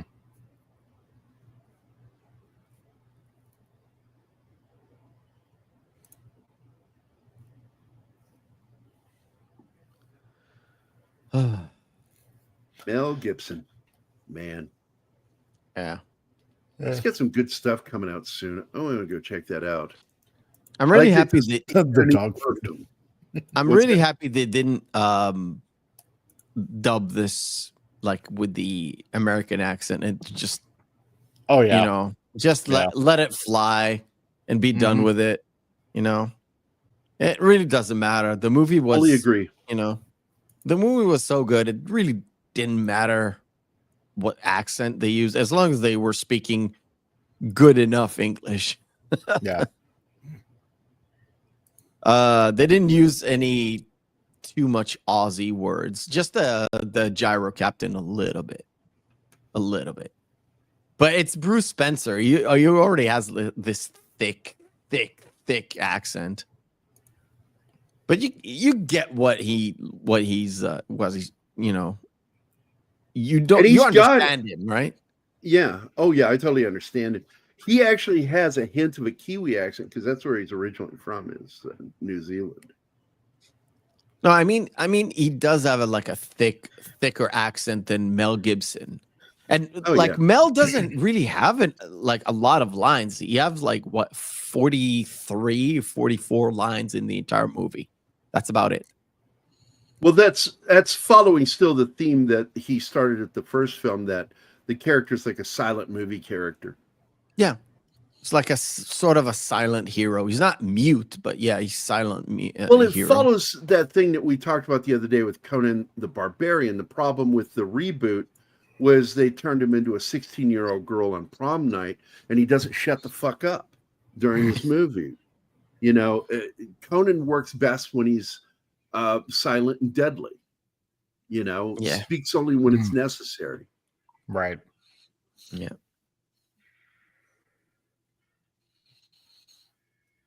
I was going to show, these are two films we got coming out from Mel Gibson this year. I'm actually looking forward to both these films. This is one, Boneyard. It's a new action cop thriller he's got going on. Yeah, I've seen that. Yeah. And it looks interesting. And the other one he's got coming up is a horror film. Monster film. It's a monster film. And it's something he's never done before. But he's done comedy, but this one's like a horror monster comedy. And it looks like fun. It's called Monster Summer. It's Yeah, it like looks the like it's got- Sandlot Yeah. meets the Goonies meets Monster Island. Kind of Goosebumps, Stranger Things kind of vibe to it. Yeah. Yeah. It does. Man, I'm really looking forward to it. Everything with kids today is either categorized as Goonies or Stranger Things. Yeah. Well, that's what they do. Insane. And Stranger Things is know. just Goonies with horror. Yeah, basically. Right. I need to go to bed, but I want to touch upon two things, right? Because I have it in my notes and I thought it was important. One is the location where they shot. I mentioned that it's sort of a faraway place. They chose it because they wanted to have like a clean desert that has no rainfall. They Also picked a less place jet that trails. did not have rainfall 4 years prior to the shoot. Started to shoot, they had rainfall. And they had to stop for about a week until everything kind of dried off, and then they had to go with a rake to turn over a few acres because they needed the cars to drive and have dust, and with the rainfall they couldn't have any dust. It was mostly in the camp area where they shot it. and the explosion, it was a little bit bigger than what they expected. Let's just say it was a lot bigger than what they expected. Huge. And they had to halt mining operations that were near, and it made so much tremor. It was hazardous at one point. It made so much. It made not the noise, but the tremors in the earth was really, really, really bad. But the explosion was way, way, way bigger. I mean, George Miller was really happy with it because it was spectacular, but it was really harmful and dangerous. Absolutely. Not to mention some of the indigenous life there's deadly, the brown snake in particular. But I just looked it up. The specific location that was most of the film was shot was New South Wales, Australia, specifically Silverton, a ghost town about 14 miles northwest of Broken Hill, which was also used in the film. And Mundi Lookout, located near Silverton, is the scenic lookout, was used as a desert road where Max, and that was what was used in the first film, as I recall. And Broken Hill, the surrounding desert landscapes of Broken Hill were used to capture the post-apocalyptic wasteland, showcasing the harsh and barren environment that Max navigates in. So, yeah, and there are some stretches of, it's not really sand if you can look at the ground, it's but grit. when Yeah, you it's dirt. start to drive, it does bring up a lot of dust in the air. So it's sort of like silt. You know what silt is? Yeah. Have you experienced that? Silt is what happens to like a very dry ground when you drive over it many, many times with like a tank or an APC, and the ground is sort of like flour, the texture of flour. And when you start to drive on it with tires, it puts up a lot of dust in the air, and it's sort of thick, so it lingers. And visually, it looks great, and that's why George wanted it to be that way. That's why that location was selected. It wasn't fully silt, but it was very, very close. That's why in all of the chases, you see a long trail of dust. All right, guys, that is it for me. I have to get up in about 4.5 hours to go to work. So enjoy. It's a great movie. If you haven't watched it, guys, in the chat, watch it again. It's fantastic. All right, guys. All right, have a good night, man. Get some rest. See you later. Have a good one. Yeah. You, brother. Broken was also the site possible the only World War I battle in Australia. They hired the pyrotechnic staff from Doctor Who. There are those ball explosions. Spoiler alert, the twist where the narrator turns out to be the feral, it's the feral kid, which goes against science that once you pass the age of 5 and you haven't learned to speak, you'll never learn to speak, according to science. But I know there has to be moments where that was proven to be not the truth. And some people thought, in a fan theory that the feral kid is who Mad Max is in the new Mad Max Fury Road film, the newer one.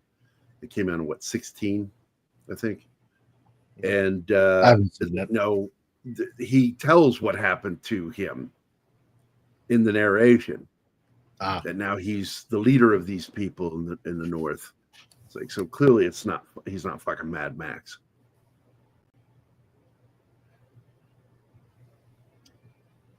I mean, they teach Tarzan to speak. Why wouldn't a 5-year-old or 10-year-old be able to learn speech, but not to talk like that? I agree with that.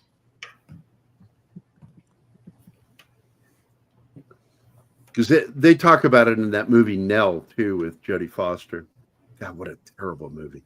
I just happen to have watched it, so I know. By the way, we're sitting at 60 people. We've been over 60 for a little bit here.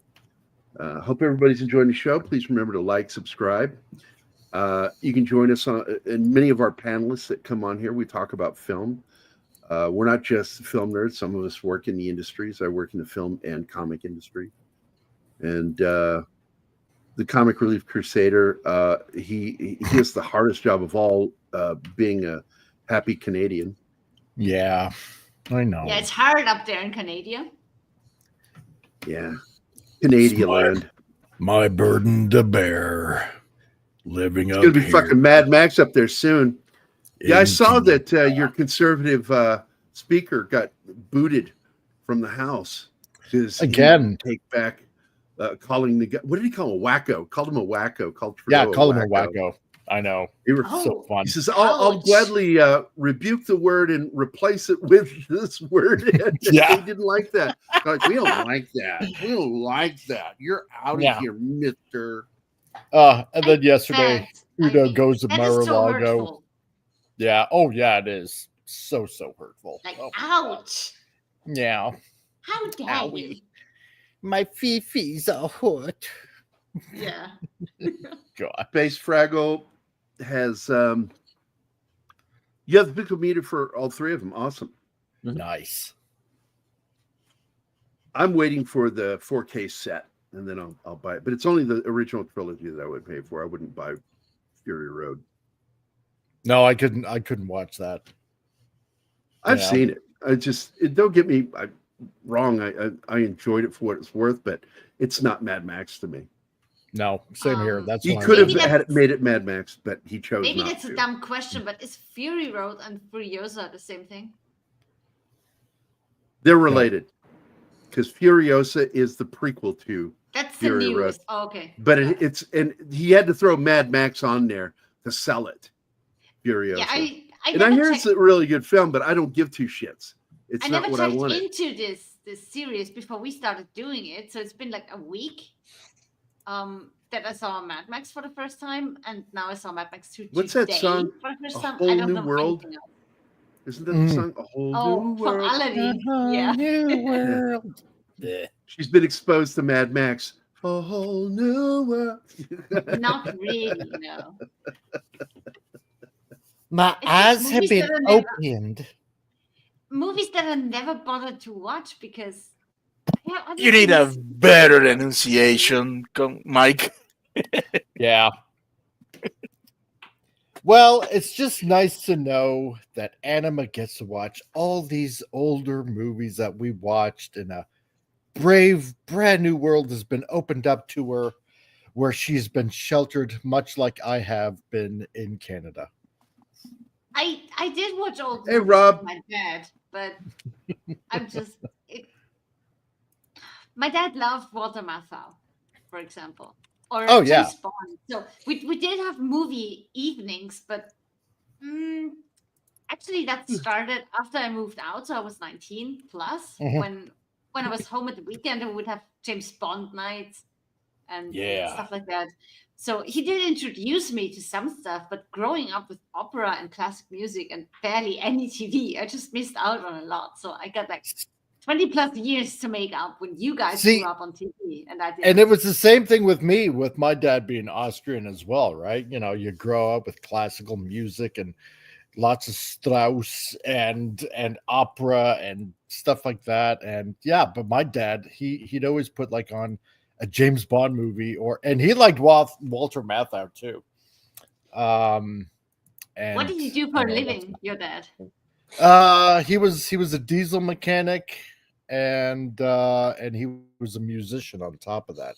So before he got into diesel mechanics, he actually had a show in Australia when he lived in Australia. That's where my mom and him met.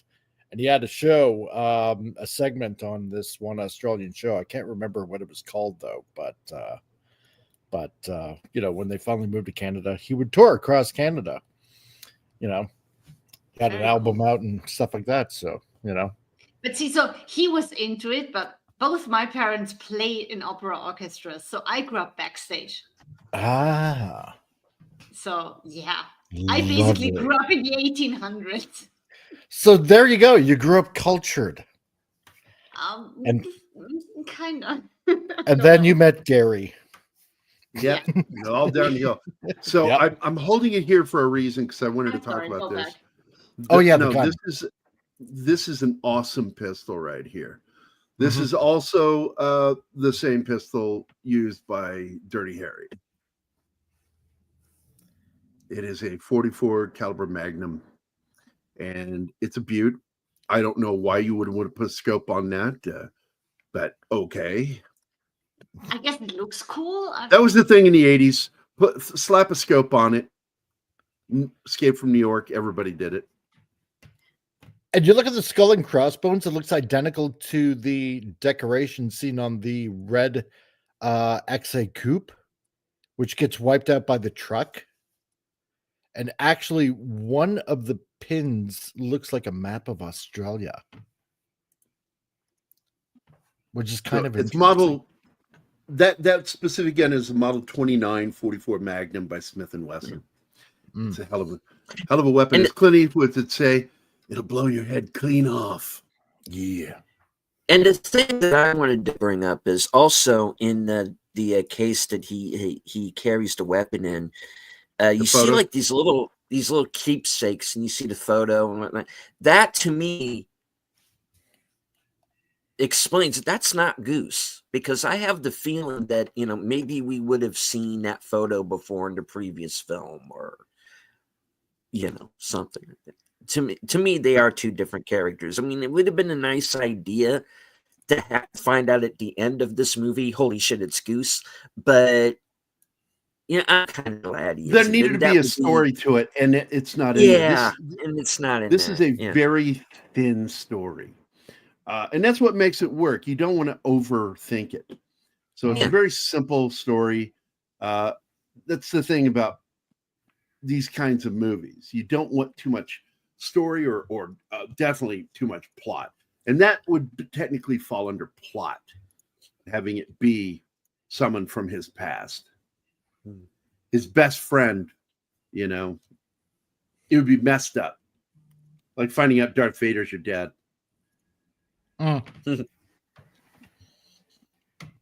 No, that's impossible. That's not true. It's impossible. Not your feelings. You know it to be true. Also, I hate sand. Gets everywhere. Draft cost. Yeah. There's their little rocket car. I get me love those started. little rocket cars. Yes. All those spikes right on top. Jeez, I love it. Putting the cow catcher on the front of the truck too is really fucking cool. Yeah, yeah. Love that. Yeah, all these add-ons and creature monsters. Like, why? No fucking reason. It just looks cool. Yeah. It's all you need.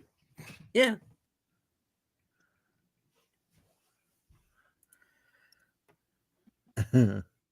Now that's a nice looking truck there that they fucked up. Yeah.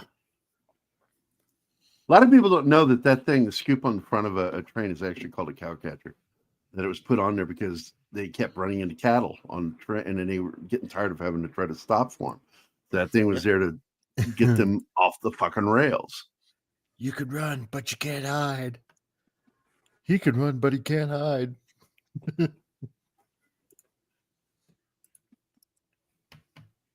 Curtis Selby, what's up? I do like that when he rips the door off. That was cool. You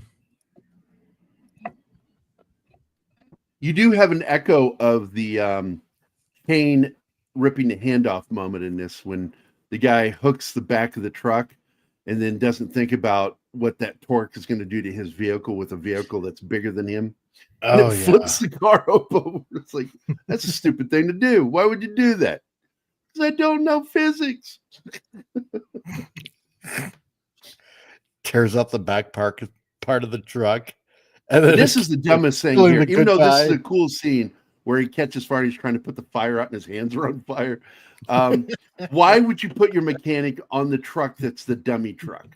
I know, right? Oh, jeez. Anybody else want to watch Farscape right now? There you go. Yeah. 25 years old now. Dang. this year. It is 25 years old, 25th anniversary. Didn't the dude on the bike, the stuntman that was on the bike, I think he like broke his leg or something like that. Two stuntmen the were guy who really injured. cartwheeled. Yeah. The stunt supervisor was injured in one of the jumps, and the stuntman that you're talking about did the somersault off the back of a vehicle. And when they hit it and he goes flying, flipping through the air. Yeah. It's really cool to look at, but yeah, he broke his legs. He hit the boxes wrong. And I love in that video, Martin, that I have that we can watch in the last few minutes here, where they show the accident. And the guy says, using the best of modern safety equipment, folded cardboard boxes.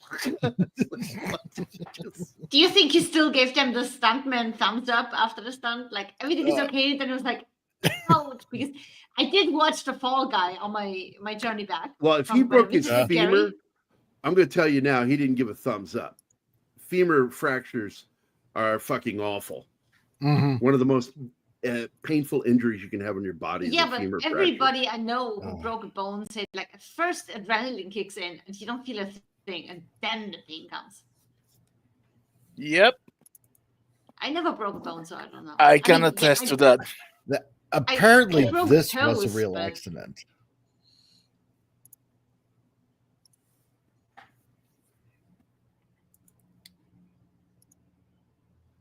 Technically, they're all real accidents. Well, yeah. Okay. But what you mean is an actual accident. Yes. Not an on-purpose Not accident. planned. Yeah. Yeah, Jesus That's Christ, the on word. purpose accident sounds so fucked up, Gary. Don't call it that. It's what it is. It was an unscheduled, unprepared. Hitmen do it all the mishap. time. Yeah. Crunch. I love that in this movie they do the popping out ice thing that they did in the first one again. That was fun. And by the way, when the injuries did happen, they always had a doctor on set. George Miller. Yeah.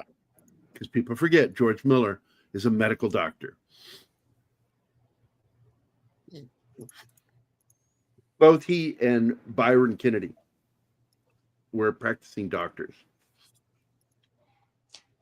Thank God for that.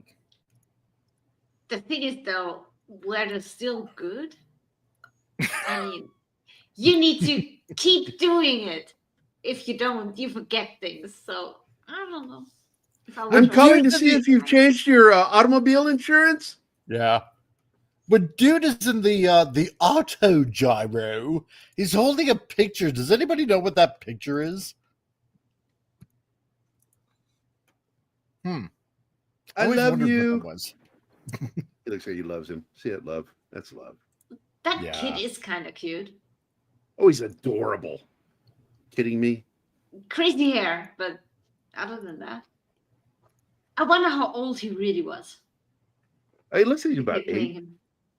Yeah, that's what I'm gonna guess. Because you said 10, and I'm like, no, he's He small, couldn't but- have been much That's older. what I than me said. at the I time. said between 8 and 10. He still got that baby fat look. Well, some have that at 15, so No, they're just fat then. Porkly. Chunky. All you need is love and baby oil. Quote. Yep. Sandra What? Hammerslag. okay. Copious triggered that? amounts of baby oil. Let's just let it slide, I guess. That didn't help. I know.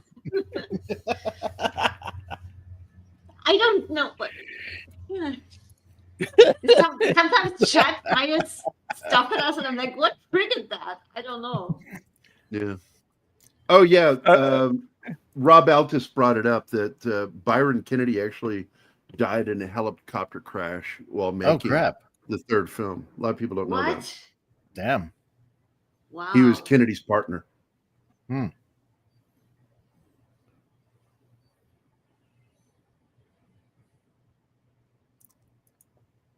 These are risky movies. Doing these. Oh, there's the spear. Yeah, There we also, you are out in the middle of nowhere, so to get help, it takes a helicopter a while to get there. Well, Oh, they yeah. had an auto gyro.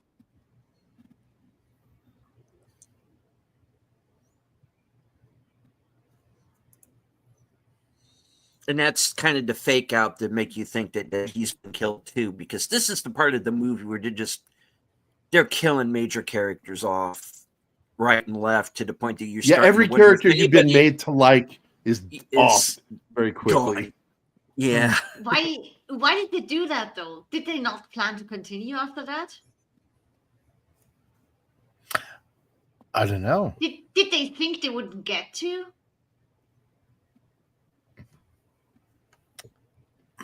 Because I mean, this is already the second movie. Wouldn't you hope to get at least a third one? Why kill off all the characters? Well, this is kind of like a pulp story anyway. You have Max, but then you're going to have these other characters that he's going to run into along the way and get to an adventure.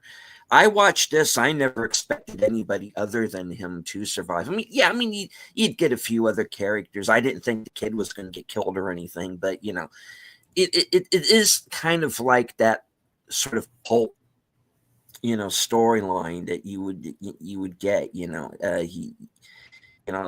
it's kind of like watching one of the old serials, a cliffhanger or something. You know, you have your lead character, and then you know he will go on to another story.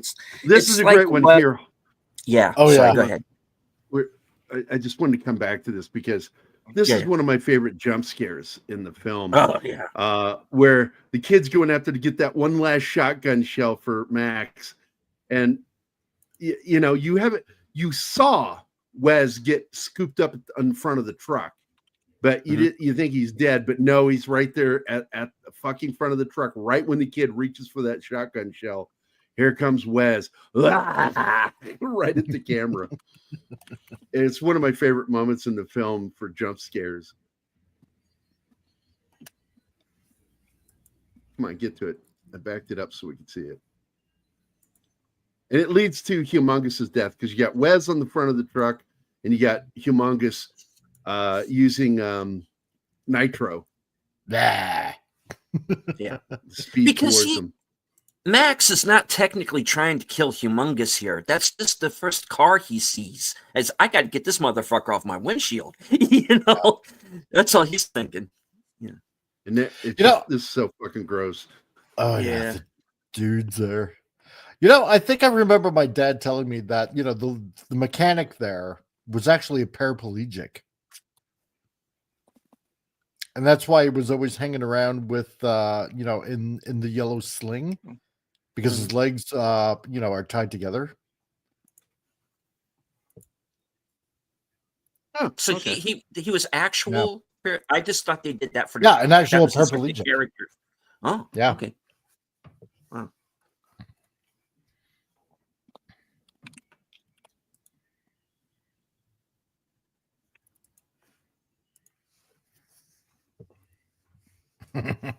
And not Josh Brolin says, well, shit, I guess we should just go home. Yeah. By the way, the shotgun that Max uses in the films, that is the Stroger side-by-side barrel, because they also have an over-under shotgun. It's a really handsome weapon. The Longfowler.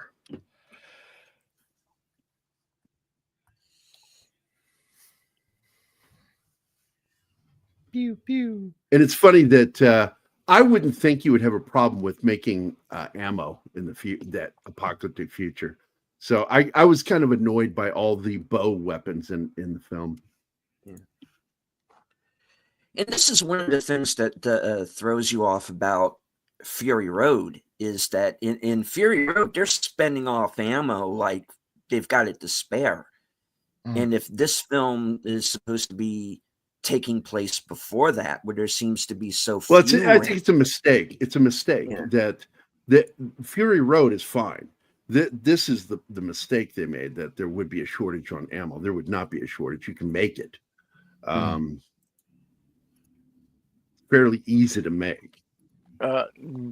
Not to mention that, in fact, Fury Road should have taken place before this one. Max has no gray hair, and he has the black on black yet. So, no, still.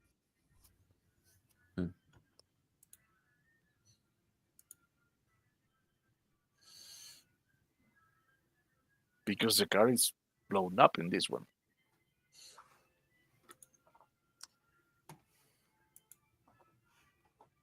Okay, so I'm going to throw this out here. Papagallo didn't die. He just went crazy, became a villain, and wound up in Metal Storm. Wait. No, let me put you on. Okay.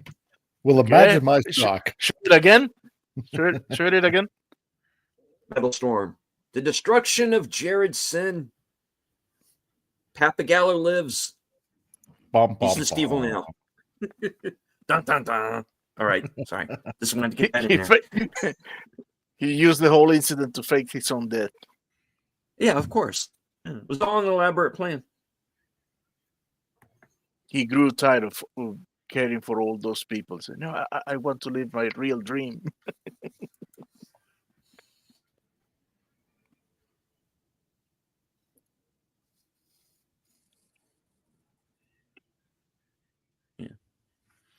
I like the fact that when Max slams on the brakes to make Wes fall off the top of the semi truck, the two guys tied to Humongous's vehicle, when they slam into the back of the semi, their heads fall off.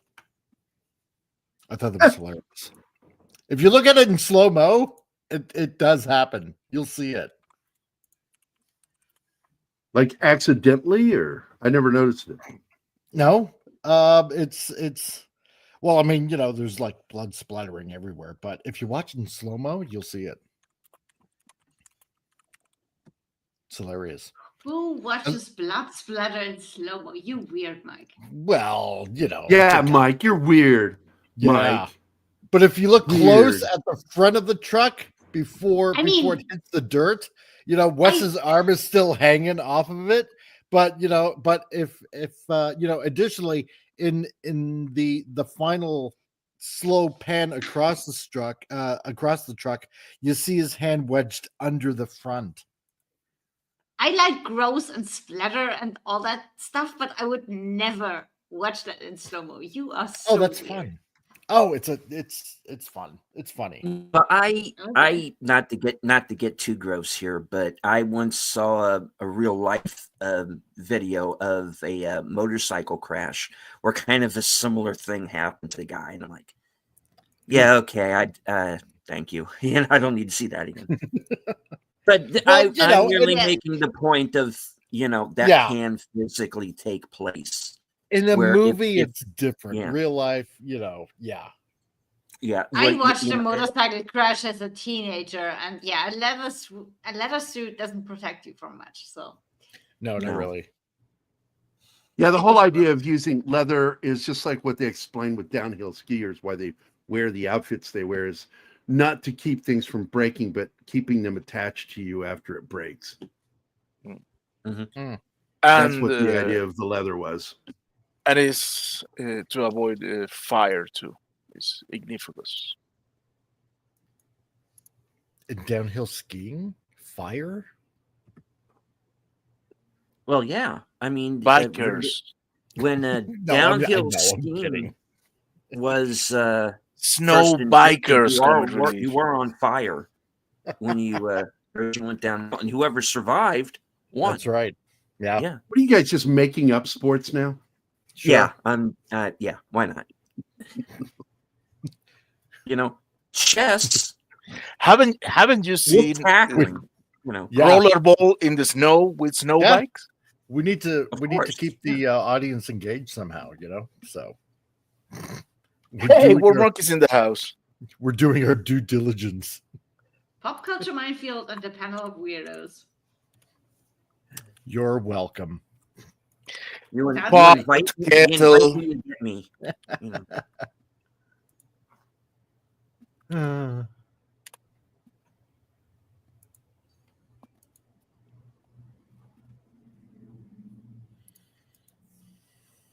Happy late Thanksgiving to you, War Monkey.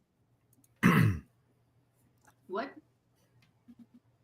War Monkey is wishing us a happy late Oh, Thanksgiving. Thanksgiving. War Sorry, Monkey. never said that. You should make a voice for War Monkey. How a War Monkey would talk. He is War Monkey. In an age of madness comes a monkey. One monkey to lead them all. War Monkey. I like that. There you go. Before the time, there was the cube. He has all the You. strength of monkey and none of its weaknesses. Yes. And before the cube was the Except War for Monkey. bananas. Also starring Rob Schneider. Yeah. Oh my God.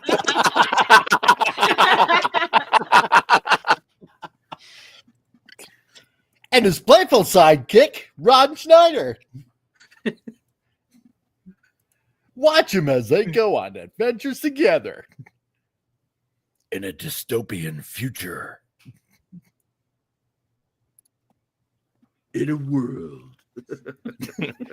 In a world not his own. And you got approval. There we go. There you go. One man, one monkey. Rob Schneider and War Monkey. Man are monkey. Man monkey. Oh, good Lord. Oh, yeah. There's so many things that I could do on Saturdays, and I choose to do this. Congo. Yeah, right.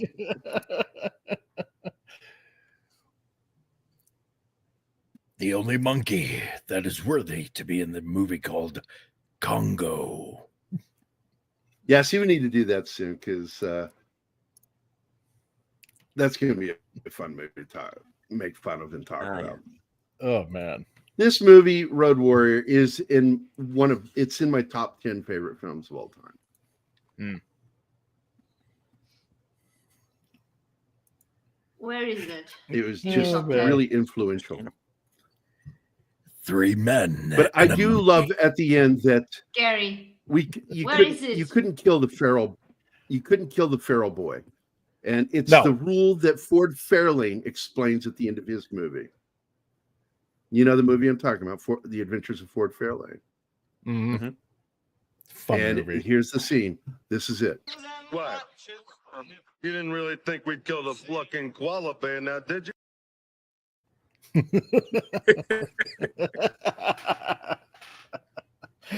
Oh, I gotta rewatch that movie. I haven't seen that in ages. I was in the Army when I went to see that. And Man. with my buddy Kyle Fisher, I'm still friends with that dude. We would see it on post. And after that, man, I swear, Zuzu pedals. I actually have a little catchphrase that I use that's modified from that film. Yeah. But every time Kyle and I would see each other when we were like yards apart, you know, because we were doing different things during the day. And he'd go, "Hey, Gary." And I go, "Hey, Kyle, here's to you sucking my dick." Oh. We do that all the time, just cracked everybody up. And then the other one that was really funny was, it's a modified version, because I can't remember what the line is in the film. I would just say like, this is about as interesting as masturbating with a cheese grater, just less painful. Oh, man. And that's from a line that he's talking about Zuzu Pedals and the way she talks. Listening to Zuzu Pedals talk was like masturbating with a Cuisinart or whatever the fuck he said. Jeez. I haven't seen that movie in like over 20 years. I'm gonna have to watch that again. Damn. I got a haircut at the peak of summer, but this is actually getting longer because I had a high and tight. It doesn't take long for my hair to grow out. Yeah, it's just combed back. See, I've got old man hair, and old man hair is more manageable than when I was younger. So it actually stays back off my fucking face. Bad Gamergate. And we're at the 2-hour mark. We finished the film strip. We played a clip of Ford Fairlane. So what the fuck do you want for your money? We're done. Go home. No. But I do like Dan Bongino's way of saying goodbye. Listen, fuckwad, so you can shut the fuck up, okay? There you go. I fucking love Dan Bongino. He's got a filthy mouth on him. But I'm trying to think if there's anything else we could talk kettle. about. What? Nothing. What did you say? Pot and kettle. Again, I can only hear kettle. You get cut off. Pot and kettle. Oh, the pot calling the kettle. Yeah. Black. That's racist. Why did No, because I'm a minority. It's not racist. I can't be racist. I'm a minority. All right. I want to thank everybody for being here. I want to thank Snortapupus Cuber, 11 Alpha, Penny, Space Flaggle, Slasher Fred, Low Spec Linux Gaming, Connie Cleary, FKC 2005, aka Tim, Starlet Nightstar the Werewolf, Off the Cover, Curtis Selby, Zax, aka Kyle, aka Fuck You Kyle, Parrot Head, Jamie G. Voltaic Blood, Sander Wait, you Hammerschlag. forgot something, Gary. AKA, shut the fuck up, Kyle. Shut the fuck up, Kyle. There you go. Thank you, sweetie. Wade, that's Wade Nation Gaming, Max Demon or Damon, the Peter Vinkman fan site, aka Vinkman's Girl, Krampus Jeebus, and because it's December now, so he's Krampus. And then Rob Altus, and then Bad Gamergate. I want to thank all y'all for being here today. I want to thank Mephisto for popping in and giving us a bunch of people from his show. Deleted Scenes, Stephen, for showing up. It's become the running joke, you know. It's like wonder if he's going to tell us he's not going to be here. And I even made fun of him when I announced that I wasn't going to be there for one of my own shows. I'm sorry, guys, I can't make it to the show this weekend. God. And then immediately see what I have to put up with. And then immediately afterward, he goes, "Yeah, I'm not going to be there." No shit. Yeah, you see, I come on the show, and this is the abuse I get. Why do I keep coming back? Why? Oh, please! Anima, You want to? Punishment, I guess. Anima said the best thing. She goes, "Why does he even bother? Why does he just tell us when he's going to be there?" Come You on, want abuse? everybody thought that. You want Everybody- abuse? I just had 3 Filipinos come to my shop door wanting to sing Christmas carols to me for charity. You mean 3 Filipinos? Yeah, well, sure. Potato. That's how they say it. If Yeah. they're from there, it's a Filipino. Filipino. I want to thank everybody for being here today. I want to thank Mike for popping in. Thanks, buddy. Of No course, problem. if I didn't say it enough, I want to thank Mephisto because I love hanging out with that guy. I just do. I don't know what it is And about that guy. I just Dude, get so much. Mephisto is even 1 hour ahead of me, and it's late for me streaming with these guys. So, yeah, it's great when he makes it because late night streaming. Yeah, late night streaming. Late I want night to thank Anima streaming. Confusa for being here and managing to go through almost the entire show without whining. And Oh, Gary. all in that last second, and then she had to throw the wine in. Zing! Pow! To the moon, Alice! Do you guys remember when I was sitting next to him and able to slap him? I missed that. Those were good times. yeah. Memories. Oh, yeah. My eyes are getting moist. Nothing but sweet memories. I want to thank Martin for being the right side of my brain. And I appreciate everybody being here today. It was a lot of fun, just hanging out, talking, shooting the shit, watching a film strip. Not even a film. We're just watching a film of a film. Is that anything like Hat on a Hat? I'm watching a movie it's of a my movie. vacation pictures from hell. Yay! So once again, I want to play this clip because I just fucking love this scene. What? You didn't really think we'd kill the fucking koala bear now, did you? That movie. All right, guys, we're gonna get the hell out of here. Everybody have a great Saturday. And we will see you again on Monday. We're going to be doing a movie that I don't remember. What are we doing on Monday? I don't know. The Blackout. You told me. Oh, the Russian film. Yeah. Yeah. I haven't seen that movie yet. We're going to watch that tomorrow. Yeah, I'm looking forward to seeing that movie finally. Okay. So, all right. I so just everybody have I just hope one there's monkey. subtitles. You just one monkey. Have a good one. Thanks for coming, all you guys. Appreciate it. And we will see you on Monday. Have a great weekend. Bye, y'all. Bye.